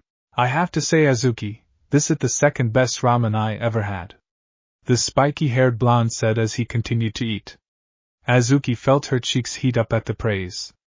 However, she quickly brushed it off at hearing her ramen being placed as second best. Then what is the first best? She asked curiously. That belongs to the first people who introduced ramen to me. Their name is Tuchi and I am Michiraku. They are a father and daughter who own their ramen stand called the Chiraku Ramen, Naruto said, placing the bowl on the table, and a warm smile appeared on his face. They hand make their own broth, noodle, and use fresh ingredients in all of their dishes. Ever since I ate from there I had become addicted to it. And in a way I see them as family. I am treated me like a little brother, while Tuchi was like that awesome uncle you wished to brag about. Azuki soon nodded in understanding. She had tasted a lot of amazing food, but none could take away the place of her mom homemade onigiri with strawberry filling inside. Some came a close second, but none could take its place. I can live with that. Minutes later, Masters, Mistress, goodbye, the two girls who greeted them earlier said while they bowed. While Azuki stood in the back looking away with faint blush, Naruto smiled at the action. It was a nice way to make someone want to come back. See you back at the dorm, Azuki-chan, the blonde said, leaving with Takaru and Himegami. This caused the two maid who departed them to rush at Azuki for questions. Not bad, Himegami said with a smile. Her green eyes looked at a flustered Azuki being questioned on her connection to Naruto. The blonde chuckled at the small prank he did. He wondered why he stopped doing it, since it was a nice way to relax. Park. The three teens soon arrived at the park near the lake with a view of the mountain near their school. Takaru and Himegami decided to sit on the bench, while Naruto was leaning on the railings. Himegami stretched herself from all the walking, while Takaru was exhausted from carrying all her purchased clothing. How was it? That meal was pretty thrilling, huh? She asked her two males beside her. It sure was, Naruto said with a smile. My life has shortened, responded Takaru, while Naruto snickered at the possible truth. But Azuki-senpai's get up. Right. She turned to Takaru. I couldn't hold back a laugh the first time I saw it either, said Himegami with a smile. True, Naruto said, putting his own opinion in the conversation. It's very hard to picture Azuki-chan wearing such a thing. That style of clothing suit more with you, Himegami-chan, he said, turning to look at his fellow blonde. His breath hitched a little at how cute she looked with a small smile. Oh, it'd suit me more? The twin-tailed blonde said with a teasing her fellow blonde, making Naruto turned around to not let her see how red his cheeks were. Her eyes soon widened and looked to her left. What am I doing? I was supposed to be confirming that mark that is on Takaru's chest. But I am being distracted from my objective due to Naruto-kun? Why? Why is it that being so close to him makes me lose focus? Why is my heart pumping so hard? Naruto asked himself, never experiencing such a thing before. As he was about to turn back, after he calms his heartbeat, he hears the sound of leaves moving closer towards them. His eyes focused on the bushes that were out of place. Yukonji, let me see your chest, Naruto was saying, but was soon interrupted by Himegami. He turned around to see her forcefully grabbing Takaru's shirt with a glare on her face. The shinobi looked confused on why she wanted to see Takaru's chest, but then he recalled a conversation he had with his tenant. Flashback. Wait, Takaru can what? Naruto said, looking at Kyubi. The strongest of the bijus continued on his discovery.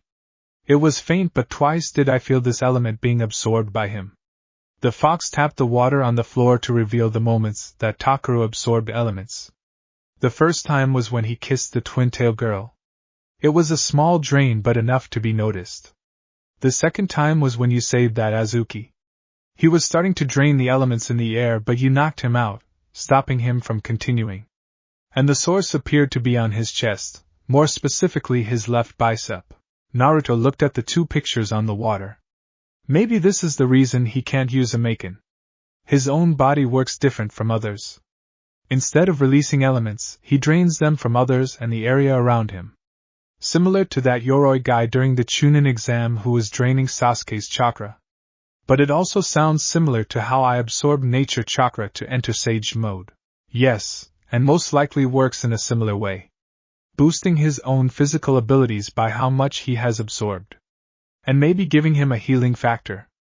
Kyubi said as the image vanished. Naruto thought of how useful the ability was. And how dangerous it could become if in the hand of someone who understands its mechanics. If Takaru trained himself and wasn't so weak, he may become the strongest person next to us. The fox nodded in agreement. End of flashback. Hold on. This snapped both blondes from what they were doing. Out of the bushes came 3 boys. All of them shared a pink overshirt. Who is it? I'm Tanaka Bio. / I'm Kobayashi Ei. / I'm Yamadu Shisuke. The 3 said males. We're the Himegami Kodama fan club. The trio said with a flag that had the head of Himegami in pink on a black background. Written in bold letters was her name, and underneath it was the word love with a heart under it. Goddamn fanbas. Naruto thought with his eyebrow twitching at the counterpart to the bane of all boys, fangirls. He hated these types of guys who put males in such a bad light. Himegami let go of Takaru and looked down at the 3 with a stare of authority. What do you want? We are those who admire your beauty and have found together, said the one in the middle. To us Kodama-san is a goddess, said the flag holder.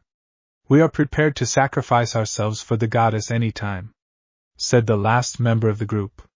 We have to clean up the paths Kodama-san will walk, the glasses-wearing teen said. Before Kodama-san goes into a shop, we'll definitely check it for her, the one on the left said. We have also created a Kodama movement map, said the chubby guy while the one in the middle brought a board of 10x with all the movement Himegami does daily. So we can let new members predict your weekly tours. While they are as bad as the SULS, Naruto shuddered at remembering the organization of fangirls that were devoted to the last Uchiha. The SULS, or the Sasuke Uchiha Love Society, was one of the second biggest organization of fangirls of Konoha. Agreed Kit, but they could be as bad as the one your father had. The fox responded, recalling the horde of fangirls who were after Minato Namikaze. The Uchiha was lucky to be only have it within Konoha. Minato had one that covered almost the entire elemental nation, minus Tsuchino Kuni for obvious reasons. He shivered at the memory of Kushina standing on a mountain of beaten-up members who dared try to take her Minakun from her. Are you a bunch of idiots? Himegami said with disgust in her tone of voice. Tanaka soon began to tremble in possible rage.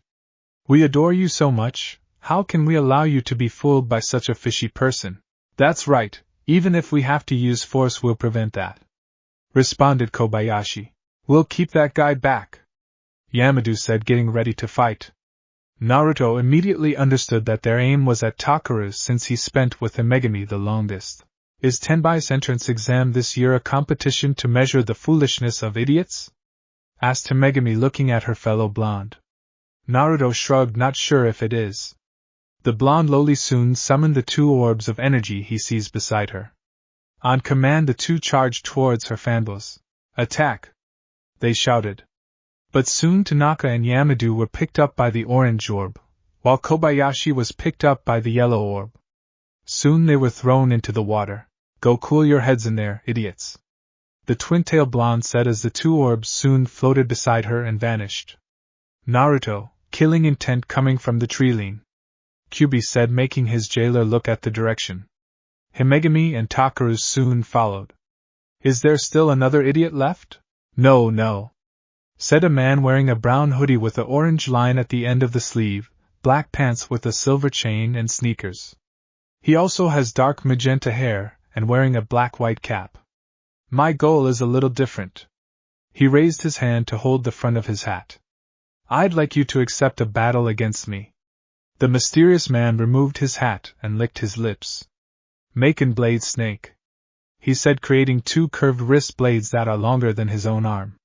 With a quick motion, 2 energy blades shot out towards them.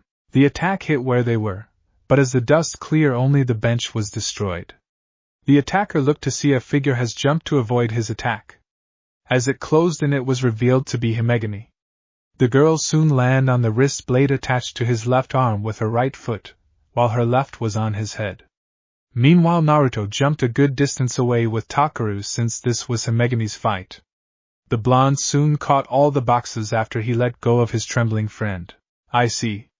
However, to attack without warning or performing a ritual first is not what a warrior would do. She jumped back to make distance from her opponent. You defiler.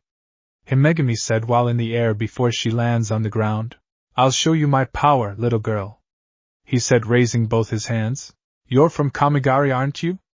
The girl said with disgust in her voice. Kamigari? Naruto thought as he would check this group on a later date. You only got it half right, said the man. Half right? Himegami asked, confused on the man's word. If I bring back the combat data of a talented student from Tenbai, Kamigari will make use of me, said the assailant. Kamigari? Asked Takeru as he looked at the two as sweat began to pour down from his face. What are the two of them talking about? He asked to no one in particular. That's how it is, so let me finish you off, he said with some of his blood vessels appearing on his face. Soon he unleashed numerous energy blades towards her. Himegami began to hit the energy blade to not land a blow on her, while Naruto was doing the same to protect himself and Takeru. However, one of the attacks got Takeru, but it didn't injure him, but it did cut his clothes, revealing a bit of his chest. Takeru, she said as she turned to look at Takeru, who has taken a hit. But her eyes focused on his exposed chest. There's no mark, thought Himegami. However, this moment of distraction allowed the mystery man to send a strongest energy attack towards her. Himegami-chan! Naruto rushed towards the girl. The two were soon caught in the attack and were sent flying towards the water. I got you, he said as he grabs hold of her small soft hands. Naruto flips them around so he would crash with the water first, while placing her in a bridal carry hold. However, what occurred was what no one expected. Naruto skidded in the water with Himegami in his arms. When he stopped, he was still standing on the water as if it was solid. What was the only word that anyone could come up with on what they are seeing. Naruto looked down at the shocked Himegami. Are you okay? He asked with smile. Why, yes, she said faintly, now knowing how he was holding her, along with how warm he felt. This feels nice, she thought as she adjusted herself to savor the warmth. Naruto soon jumps and lands back on the concrete a few feet away from the ledge and placed Himegami down. Much to her silent ire. Do you mind if I finish him off? He said, looking at the man before him. The girl smiled at the thought. Be my guest. Naruto smirked as he raised his left hand. Destroy all evil, Aramenturu. Soon his Maken appeared from the gray light. Naruto got a hold of the handle and slowly drew the blade. Awakened blade of water, Mizu. Naruto quickly unsheathed katana from the scabbard, now revealing a blue blade while water began to swirl around it. For using you Maken for evil, guess I will take you down first. The assailant shouted as he charged at the two. I will destroy your Maken. Naruto mentally commands the water to make a thin coat around his blade and block the man's Maken. Light green static began to form from the contact between their Maken. However, the deadlock soon ended as Naruto pushed his blade further and cut through one of the man's blade's snake. How? He shouted, looking at his broken right blade. Simple, by focusing the water into such a thin coating around my Maken. It causes an effect similar to pressurized water, thus increasing the sharpness of the water, causing my Maken to gain a boost in its cutting ability.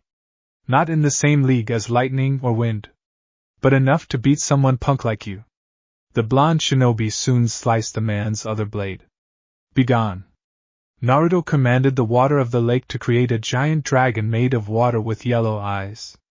This is for you, Zabuza. Water Dragon Bullet. Naruto sent the dragon towards the man, sending him all the way towards the other side of the lake.